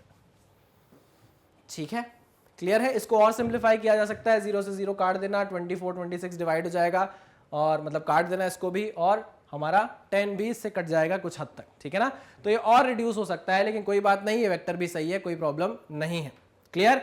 हमने फाइंड आउट कर लिया unit vector in the direction of plane velocity, हमने डिस्प्लेसमेंट वेक्टर का यूनिट निकाला, और वही डायरेक्शन किसकी है, हमारी प्लेन वेलोसिटी की भी डायरेक्शन है। हम इस बारे में बात ऑलरेडी कर चुके हैं, और हमने magnitude of the average velocity निकाली, और वो कितनी आई 20 मीटर पर सेकंड। कैसे? टोटल डिस्टेंस हमने डिस्प्लेसमेंट वेक्टर का मैग्नीट्यूड रखा, टोटल टाइम से डिवाइड कर दिया, हमारे पास एवरेज वेलोसिटी आ गई। क्लियर है? पक्का मजेदार क्वेश्चन था, बढ़िया क्वेश्चन था, ठीक है ना? चलिए, तो इसी के साथ हमारा डिस्प्लेसमेंट वेक्टर वाला टॉपिक होता है खत्म। हमने डिस्प्लेसमेंट वेक्टर एकदम अंदर तक जाके, डीप जाके, एकदम डिग करके, पूरा खोद के पढ़ लिया है, सब कुछ पढ़ लिया है। अब हमको डरने की जरूरत नहीं है डिस्प्लेसमेंट वेक्टर में। याद रखिएगा, क्वेश्चन स्टार्ट किया था हमने एक कंसेप्ट से, फॉर योर इन्फॉर्मेशन से। वो फॉर योर इन्फॉर्मेशन अभी तक हमारे साथ चल रही है, अभी तक हम माइनस करते हुए चल रहे हैं। देखो आप, final minus initial, destination minus starting. इसलिए मैंने आपको बोला था कि वो अगर आप समझ लोगे ना, तो आपको हर क्वेश्चन में साथ देगा।